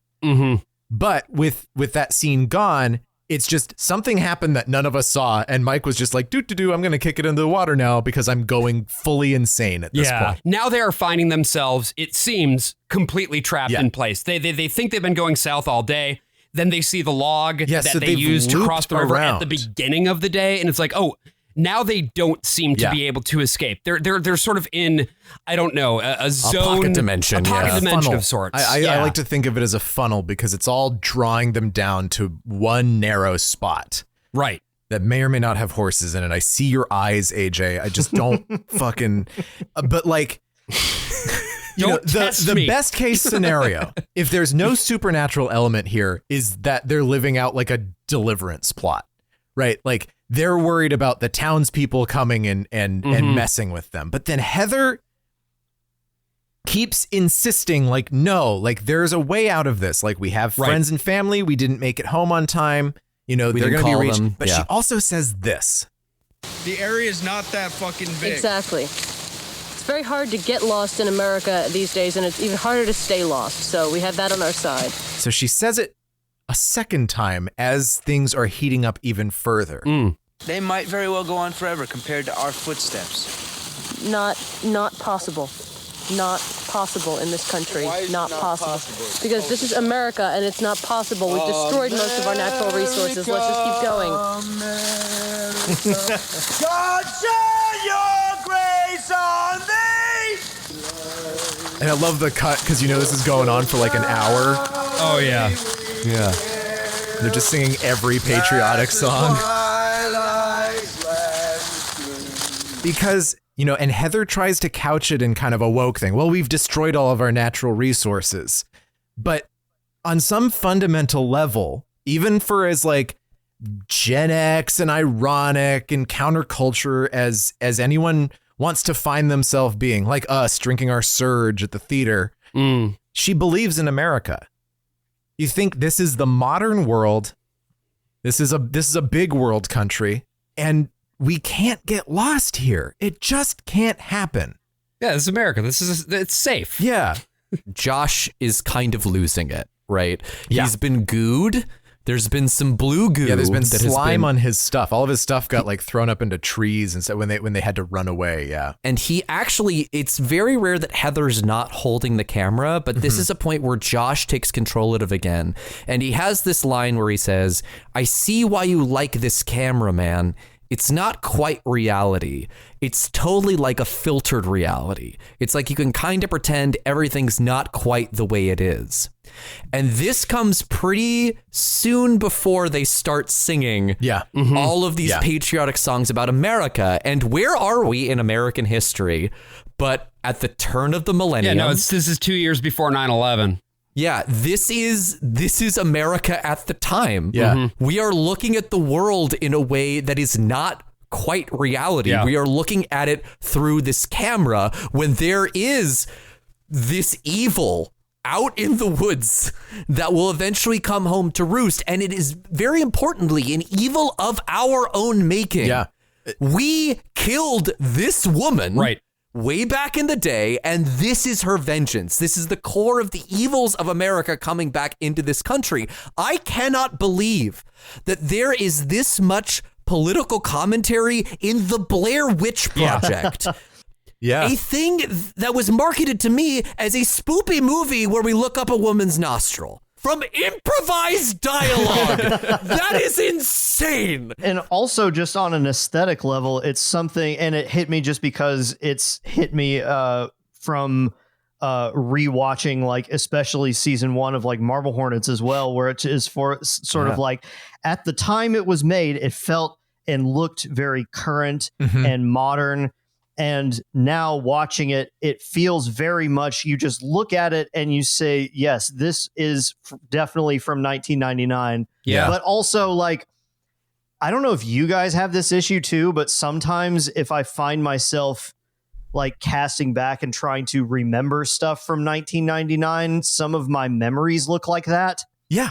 Yeah. Yeah. Like because I watched, I may have watched some home movies from back then. So it's like, my memories also look like this filtered reality that comes from this camcorder. Absolutely. Yeah. And so it's like it's like this particular image is sort of able to define this period in time, even in your own imagination. After a while, once it's been long enough for those memories to settle down, I guess. Well, I was just watching the other day. I don't know how I ended up down this rabbit hole, but just watching 9/11 footage. Yeah. It is remarkable how low resolution it all is. Yeah. That like broadcast TV at that time was still so low res. All of the videos, the stuff on the ground, almost all of it is startlingly blurry in a way that, as you were saying, Tim, reflects my memories of the time. Yeah. And I think that there's something kind of interesting too, rhetorically, about like what a camera becomes when you move now into like this current day where you can take a high definition video that looks a whole lot like what it looks like in real life, how you're losing that layer of abstraction. And I think that it causes people to perceive the world through the camera as being more real than it really is. Yeah.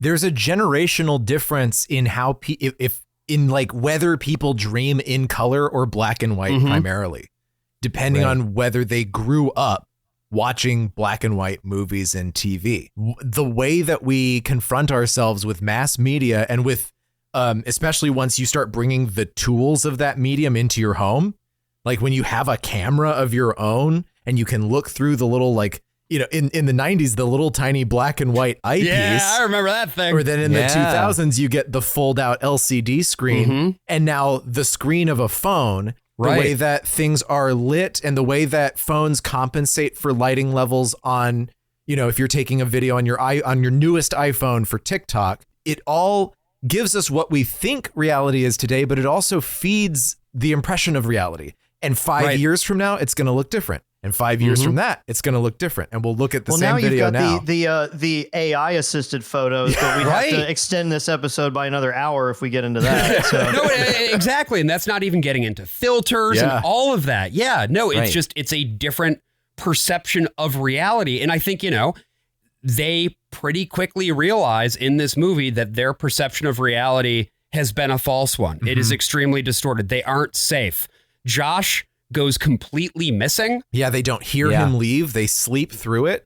And they establish early on that they're kind of heavy sleepers because he was the only one that heard that sound early on. Right. Yeah. And he probably went to investigate and then was just gone. But it's also hard to say. Josh is kind of suggestible and especially in the long cut of the movie. There's even more to imply that he sort of loses control of his own actions sometimes. But what they get in front of the tent then is a bundle of sticks wrapped up in what appears to be fabric from his shirt. Yes. And when she opens the bundle, what is it? It's like... Yeah, you guys just experienced this. Yeah, I think it's like his tongue, maybe? And I saw tongue. I saw some teeth. That's what I thought it was teeth, Yeah. What's nice is that it's just kind of a bloody, goopy mess. It's a pink thing surrounded by blood and then white dots, really. But yeah, those are teeth. I think they sourced those teeth from like a butcher shop or something. Okay. No, it was from a dentist. They had a dentist. Yeah. That's right. He went to, the director went to his dentist, I think, and got him to...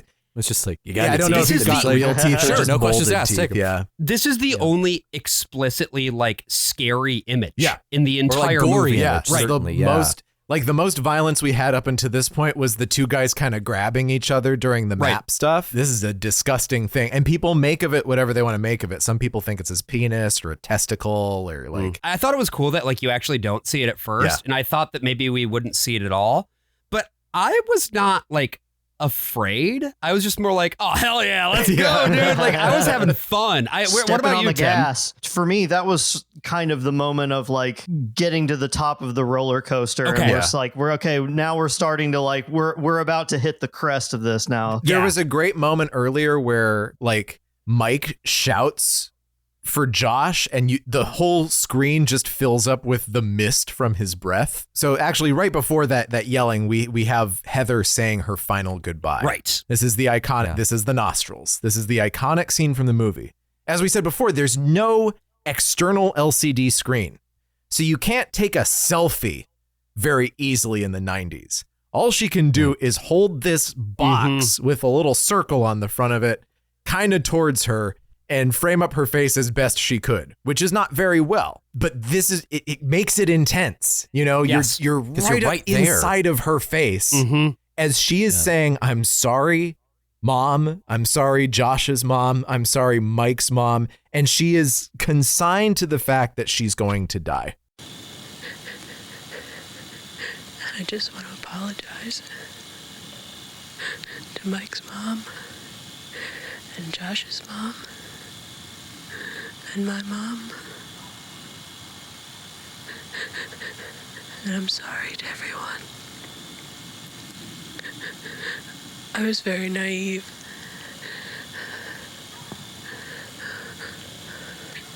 I am so sorry for everything that has happened. Because in spite of what Mike says now, it is my fault. Because it was my project. And I insisted. I insisted on everything. I insisted that we weren't lost. I insisted that we keep going. I insisted that we walk south. Everything had to be my way. And this is where we've ended up. And it's all because of me that we're here now.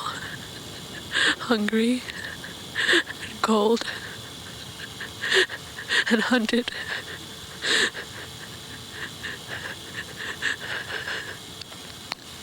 I love you, Mom. Dad. I'm so sorry.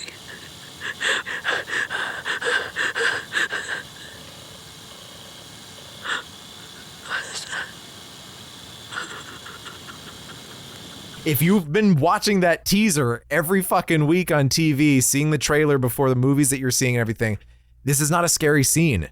This is just a horrible, intense It's really monologue. sad. Yeah. And the fact that this is the one that gets parodied the most. Yeah. It feels nasty. It feels gross to me. Yeah. Because this is such good, intense acting that everyone's like, man, look how bad it is. And it's like vulnerable acting. Yeah. It's so vulnerable. Yeah. And it's where she says her full name, and that's why she's credited under her full name. And people in her life thought she was actually dead.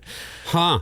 Oh God. Because you just couldn't, you couldn't be on social media being like, I'm all right. Yeah. It was 99. So like you had to personally call everyone. Yeah. Like what a nightmare. But they run through the woods because they finally confront the annihilation monster, I guess, that is the Blair Witch. Yeah, pretty much. And they finally go into the house. Yes, finally. They go into the house. Which is an incredible establishing shot, by the way. Like the very first time you see it in the black and white in the film. You're like, that is not a place that anyone should be going inside of right now. And we were talking about like the power of creepy abandoned buildings, right? Mm-hmm. And how cool they are to shoot in, right? And they really use this building to their advantage. Yeah, they just painted it, freshly painted. They did also rebuild the stairs because they didn't want anyone to die going up and down the stairs. That makes sense. They were that was the one portion of the commentary I was able to listen to, is like the right at the end, and they said that they also had to they painted over all the graffiti in the house, which is also something that we had to do. Yeah, more a lot than of once. A lot of dicks. Didn't you set your own apartment on fire at one point or something like that? No, we may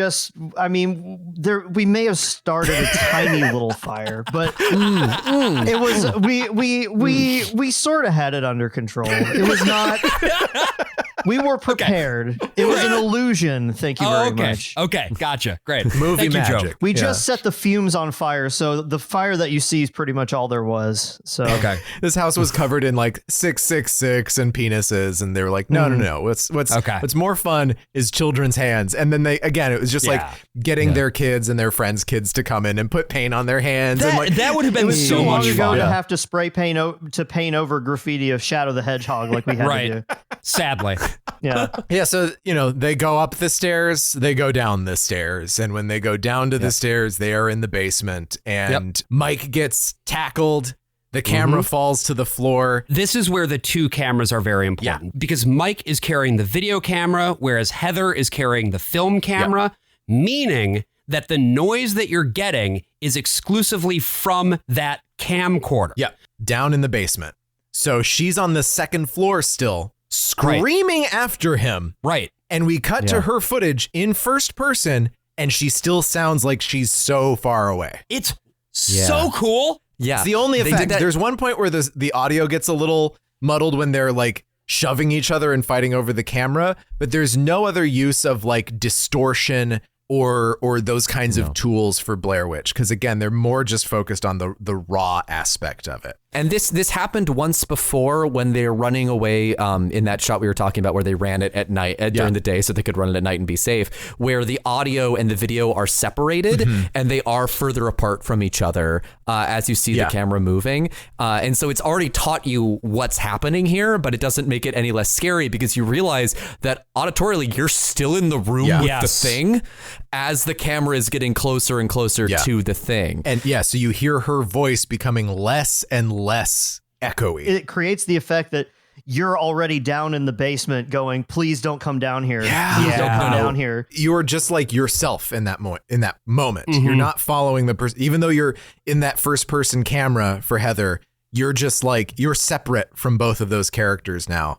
And just thinking, just do anything besides this. There's a lovely bit of plotting here too, where Heather didn't tell Mike that Josh doesn't have a tongue. So he she couldn't didn't be tell saying him what was in somebody. that bundle. He couldn't be talking. Yeah. So when Mike is chasing after him and Heather's like, don't fucking do this. Right. Yeah. It's because she knows it's not Josh. Yeah. Right. Because they're both It's going the so thing. crazy. They both try to protect each other for the last day or two. Like each one has their moment of spinning out while the other one holds them up. And then the final moment that we get is just that really great famous shot where we see Heather's camera reach the bottom of the stairs, look up, we hear her screaming as we just see Mike standing in the corner facing the wall. Something comes up behind the camera, knocks her camera over, knocks her over. That's the end of the fucking movie. And it cuts to the credits very quickly. It doesn't actually linger on that camera lying there on the floor. It's just like credits now. And again, you don't actually fucking see anything. There were other crew members in that basement who were tackling them and taking their cameras. You don't see any shadows. You don't see anything. That's a good example of what I was saying earlier about how found footage kind of has to operate on its own different logic from like a regular movie, because the phrase they always use for in movies is like a camera is like a window into the action, whereas in a found footage, the camera is more than a window. It's an object that exists in the world, and you have to have some kind of justification for it being there. Yeah. Whether it's some kind of elaborate explanation or whether it's just something, it doesn't have to be complicated. In this one, it's pretty self-explanatory, but it becomes... You sort of have to treat it as almost as a character in its own right, because like, well, if someone's carrying it, what are they going to do with it? If they drop it, what's that going to look like? If they're going to, you have to take the camera positioning into account if you're going to have any kind of like action scenes, because it has to be, you're planning around the camera as an object along with everything else that you would normally be framing. Yeah. In a lot of ways, it reflects video game design more than traditional cinematography because of how spatial everything is. This movie ends on this moment, and you have either, I was just talking to a friend who was in the demographic when this movie came out. We were talking about Blair Witch. He's like, I fucking hate that movie so much. I was waiting to see whatever the fuck it was, and it never showed me.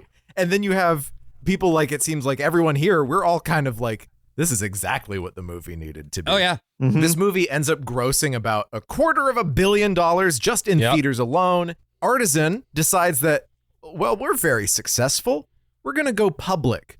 And in order for our IPO to look really good, we have to release a sequel to our landmark film next year.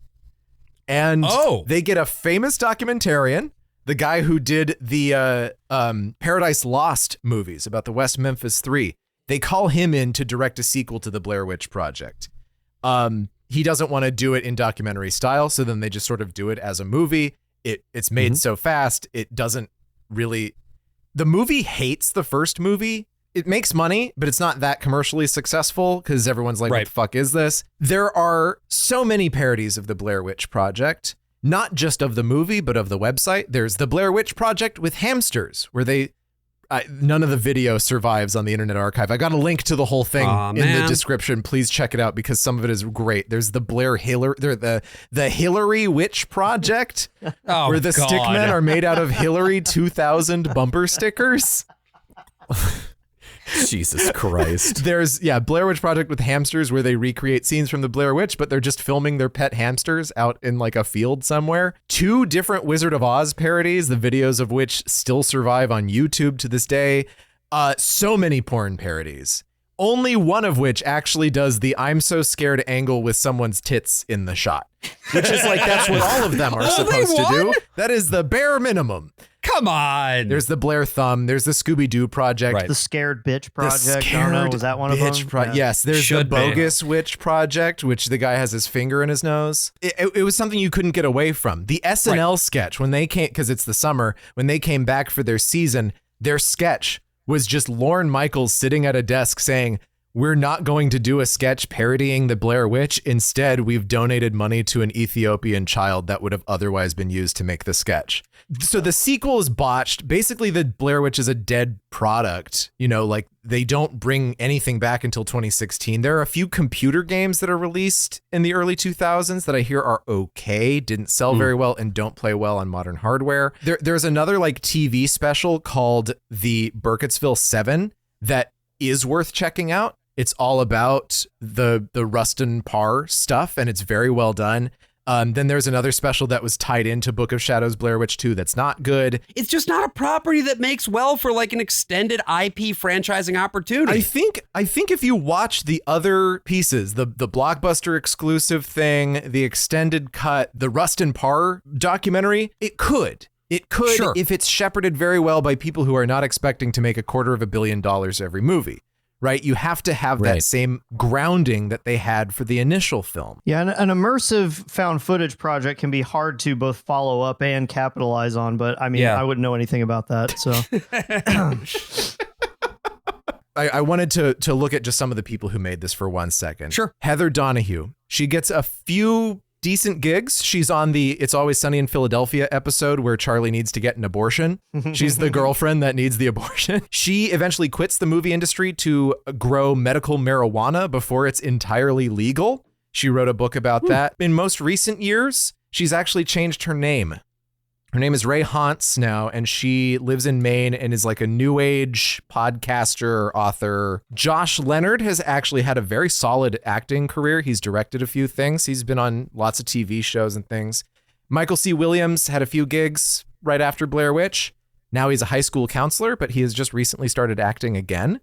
They got practically nothing. They had a deal with Haxan that they were going to get 1% after it made $1 million. This apparently has just never been held up by Artisan. Been there. Yeah. They got some sort of settlement to get like $300K a piece a few years later, but there's still a lot more money that they are owed that they presumably will never get. You know, you make something small, you expected it to just get released on a tape that you'd show to your friends, right? It was a backstage ad. You don't get famous off of anything that's in Backstage. Certainly not. Then it became famous and there just weren't enough lawyers and, you know, crossed T's and dotted lowercase J's to protect everything. Producer Mike Manello of Blair Witch actually founded a company called Campfire, which I always see auditions from them because they are a New York City-based digital marketing and live activation company, meaning immersive events as promotions for movies. But Blair Witch, as of right now, is going to get a reboot that they announced this year. Being produced by Blumhouse. So we'll fucking see how that goes, I guess. So the genre of found footage then kicks off like 10 years later. And it's all really because of the Blair Witch Project and its success, that it inspired artists who then had time to learn and grow and produce their own micro budget things and figure out different tools to use. And even if you hadn't seen Blair Witch Project, you kind of did. And also in that spanning decade, that's also when the I guess the prosumer and consumer tech got a lot cheaper. So it wasn't just the desire to make something like Blair Witch, but also just like the methods and the equipments got a lot cheaper to do. Cheaper to do and easier to use too. Like they're just simpler. Yeah, I mean, not even just like with cameras, but like with editing software that you can get for fairly cheap-ish at home. Yeah, just pay Adobe $32 for the rest of your life. Well, and to think about like, we have this, I mean, basically the whole enterprise of horror films does have this post-Blair Witch aspect to it. And now to see like how Marble Hornets has influenced people, not just in the realm of making web series, you know, like The Back Rooms and things that are very obviously related, but like the movies of Jane Schoenbrunn, you know, their first thing was a documentary about Slenderman mythos stuff. And then they make We're All Going to the World's Fair, which is about being in that world of like online fandom and then moving on. You know, it's like, it's not a direct thing. It's not found footage. It's not these things, but Skinamarink, I know for certain because Kyle Edward Ball shouted out Marble Hornets on Twitter, and I replied like, that's lovely. I love your hi Kyle, I love your movie. So that was pretty cool. It is terrific, by the way. I don't know if you guys have seen that one, it's Skinamarink. unbelievable. AJ absolutely Wonderful. cannot watch that movie. I'll have to watch it. Nope. Sorry. It is. Yeah, it's another, that Skinamarink is another movie that is unlike anything you could ever imagine, blowing up in a way that can't be replicated. And I kind of feel that way about Blair Witch too, about like this marketing campaign that like really benefited it. And I don't know if you can ever get the genie back in the bottle for that. It, like a lot of the hype around it was people actually believing that it's real, and I don't and being able to engage know how with, you replicate that. But like the interactivity of that website is so unique, and it boasted. They put a big page in Variety when the movie came out that the website before the movie's release had gotten 50 million hits. Oh in wow! 1999. 50 million. But in 1999, no, I know. huge. That was also back when people still went to websites, though. So there's that. Yeah, when you look at the like Blair Witch parody sites, they're like, "You're in the Mr. T web ring. Click for the next Mr. T website." With the under construction gif in the corner still. Yes, dancing baby. Whether you're talking about something like Blair Witch and the way that the media culture allowed for this property to sort of explode in its way, or something like Marble Hornets, where a very different but nevertheless pervasive internet culture allowed for the emergence of that series, the media landscape that we inhabit oftentimes can dictate what the outcomes look like. And so I guess just a question for everybody, looking forward, if something were to emerge in this way, what would it even look like? Can we imagine, or are we just going to kind of have to wait and see what happens? It would start on a new video platform called X. Come on. The Everything app. The Everything app, yeah. I mean, I think at this point, found footage is almost going to become sort of like a period genre kind of thing, just because I don't know how well that dynamic works if you're trying to do a found footage thing shot on like a smartphone, because you don't have to do that, because like you have actual movies that are shot on iPhones. Yeah. Talking about that, the cameras being windows into their specific eras, whereas whether it's 90s and Blair Witch or like 2009 and Marble Hornets, like, my memories of college pretty much just look like Marble Hornets videos, because that's what 2009 looked like.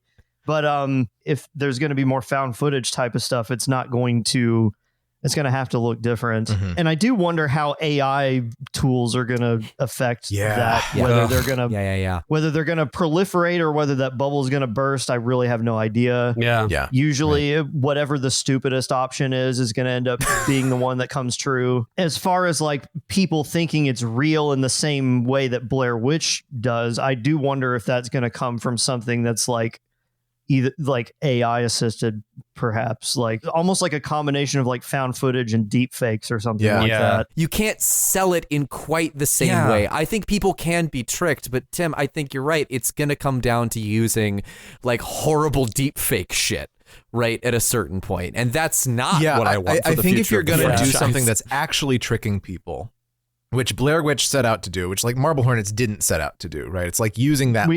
We did to some people by accident, I think, at least early on. But I think once the monsters and stuff started showing up, I think most people figured it out.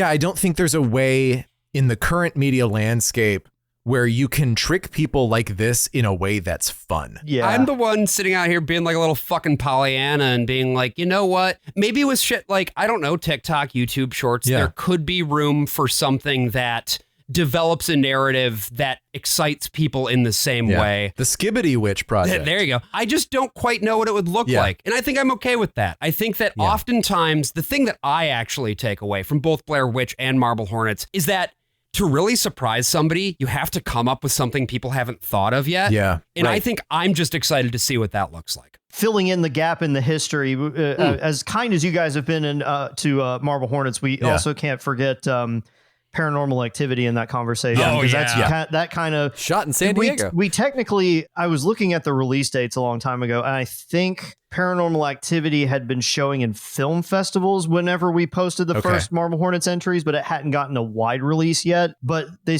kind of started picking up steam around the same time, I guess. Yeah. So it was almost like the upper and lower layers of, sort of like you had the mass media version of it, and then kind of like at the time kind of underground back when the internet and real life still felt like two different things. Yeah. Yeah. And I think Blair Witch started the trend that no one wanted to like make a copy immediately after. And Paranormal Activity opened the floodgates. It's like, it's okay. You can make a little found footage horror movie again. It's fine. And it doesn't have to be a big, crazy thing. The police can't stop you. Yeah. Tim, do you have anything that you want to plug or anything like that now that we're coming here to the end of our episode? We did a Kickstarter for a Marble Hornets making of book, but that's already over. Mm-hmm. The guy who's writing the book, who goes by the wonderful name Tony Vacation, he hosts like horror movie events in Birmingham, Alabama, and he's trying to put one together sometime next year.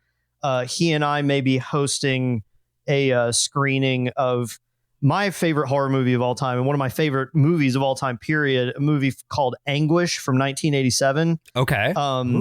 Starring the magical Zelda Rubinstein from Poltergeist.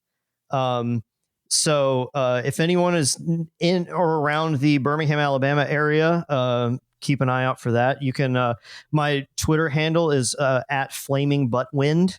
Yep. So if you follow Flaming Buttwind, you'll be able to get info about that showtime. Other than that, no, nothing really to plug. Shout out to Sarah for telling me about this podcast in the first place, which ended up being why I was on it. So hell yeah. You know who you are. Thank you for listening, Sarah. Well, and thank you, Tim, for taking quite a lot of time. Looking at the time right now, a lot of time, quite a bit of time to talk about Blair Witch. It was a wonderful time. Hell yeah. I appreciate it very much. Thank you guys for having me. And of course, if this is your first time listening to our show, we also appreciate that you've stuck with us. We've got a lot of stuff just like it. We have mentioned, of course, that on our Patreon, we have a lot of episodes because every other week we do one that's premium. One of those episodes is the one where we talk about Marble Hornets. So maybe go check it out, or, whatever you do. Thanks for spending some time with us, and we appreciate your support. Okay, just one more thing, too. If you want to subscribe to us on Patreon, do not do it on the iPhone or iPad app. If you've already subscribed to us on those platforms, that is totally okay. Nothing's going to happen to your pricing structure. But if you start a new subscription on the iPhone or iPad app through the Apple App Store, they will charge you extra money. We do like $3 extra, and we do not make any money off of that. That just goes straight to Tim Apple, and we don't want that. We want your money, and we want you to not have to pay extra. So even if you're on iPhone or iPad, if you go through the browser, you will be able to spend the normal amount to subscribe to us. And if you're on Android, you can use that app. That's totally fine, but you might just want to go to your desktop or your laptop, subscribe to us over on there. Just don't do it through the app. It's a really stupid thing. As of this week, they have implemented. Anyway, AJ, close us out. So we've talked a lot tonight about the Blair Witch Project and how influential it was, which is why I am so excited. Oh, no. To announce. No. My porn parody. No. Son of a bitch. Of the Blair Witch Project. What's it called, AJ? It's called the Mare Witch Project. I'm the worst of all possible AJs. I'm the worst of all possible Brians. And I'm the worst of all possible Joshes. And unfortunately, we will see you and AJ again next week. Get in my house! Yeah. AJ's Horse Corner.